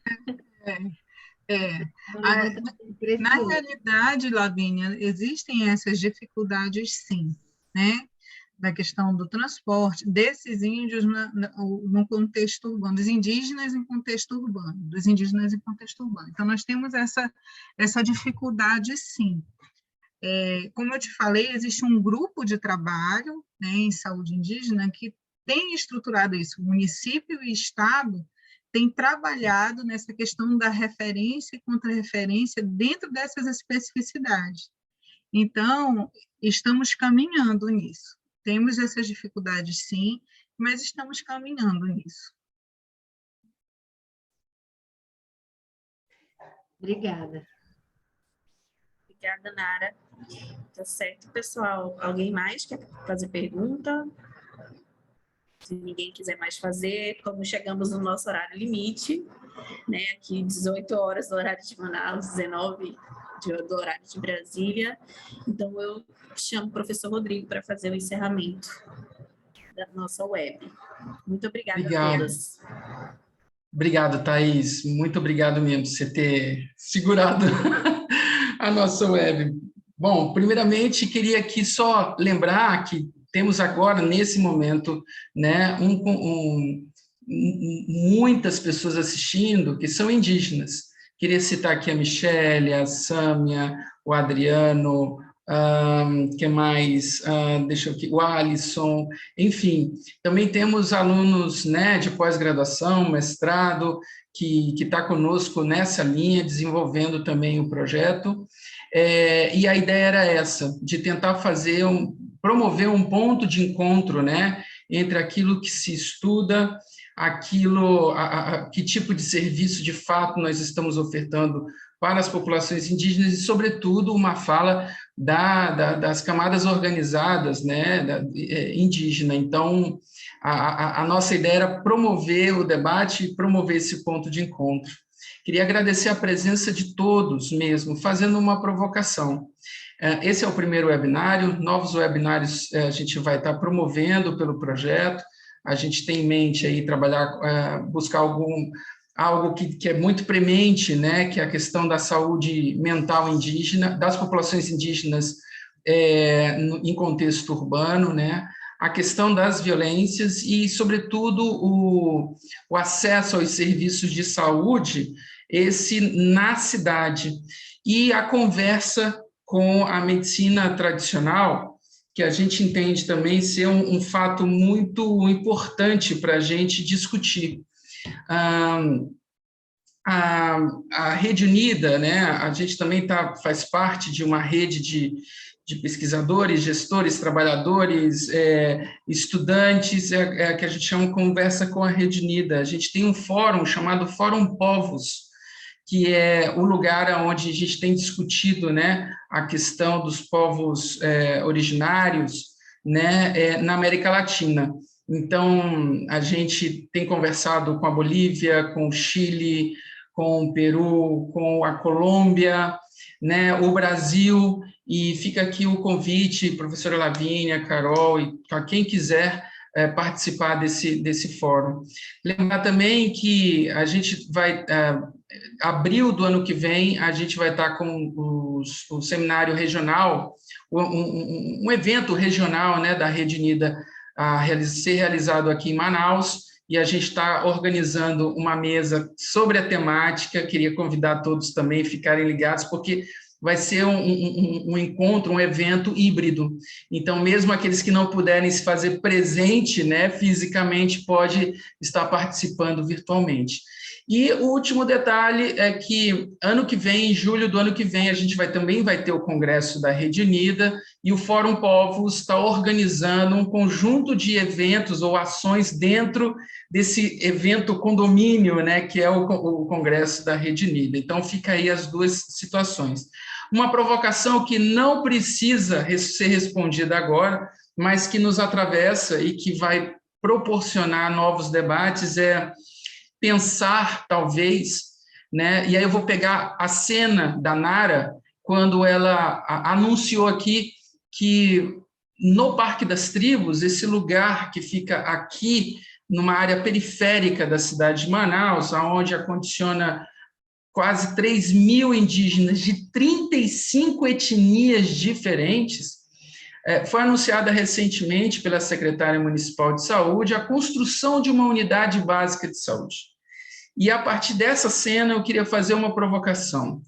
Que unidade, que estrutura e processos vão, de fato, conversar com as necessidades e a cultura dessas 35 populações indígenas, etnias indígenas, melhor dizendo, não é? Será que esse espaço, de fato, a gente precisa pensar como algo em que, sim, deve atender a todos pelo princípio da universalidade, né, os não indígenas, mas um espaço que talvez garanta, né, o que a gente tem dito muito, um centro de medicina indígena. Será que seria alguma coisa que pensemos como espaços como casas de curas, os OPANs, algo semelhante como... Semelhante não, que converse também, né, com uma lógica de trabalho dos polos de saúde. Eu acho que a gente precisa fazer um grande levantamento, né, dos centros tradicionais. Tem várias etnias que já têm esses centros de medicina tradicional. Será que a gente não pode fazer uma grande rede em que congregue, né, esses vários pontos de cura, né, das etnias indígenas? Então, eu fiquei imaginando que esse lugar da UBS, da Unidade Básica de Saúde, construída e implantada no Parque das Tribos, pode ser algo diferente e que possa levar em consideração, de fato, as necessidades e aspectos da cosmologia, da cosmovisão, né, das etnias. Não sei se vai condicionar todos. Fica uma provocação super do bem. Eu acho que a Fiocruz vai conversar muito com a Unifesp. Queria agradecer muito com Lavínia pela sua hora preciosa da gente estar conversando. Carol, muito obrigado pela tua experiência e continuemos na luta aí de ofertar serviços de saúde com qualidade, que converse de fato com a cultura e as necessidades dos povos indígenas. Nara, muito obrigado. Eu acho que o que tu trazes aí com essa preocupação desde 2017, que é de... Primeira pergunta, aonde estão as populações indígenas em Manaus? Esse conjunto de dados, sensacional, para que a gente, da academia, também podemos ajudar, né, a sistematizar isso melhor. E, Jéssica, muito, muito obrigado, viu? Você, enquanto Copime, associação, nos traz aí a realidade dos vários povos indígenas que estão aqui em Manaus, e nós, enquanto Projeto Manaus, a gente está junto aqui. Queria agradecer também ao João, a Thaís, a Maíra, ao outro João, a Grace, que são pessoas do projeto e que ajudaram e pensaram junto conosco esse momento. No mais, agradecer a todos e que a gente se encontre em uma outra oportunidade. Obrigado. Gratidão, professor. Gratidão imensa, viu? Estamos às ordens. Obrigado a vocês. Obrigada, professor. Valeu, Barrier. Barrier é um colega nosso que está lá no Canadá, viu? Estudando saúde indígena, lá no Canadá. Tchau, pessoal. Boa noite. João, desliga a gravação e aí a gente queria só conversar rapidinho aqui.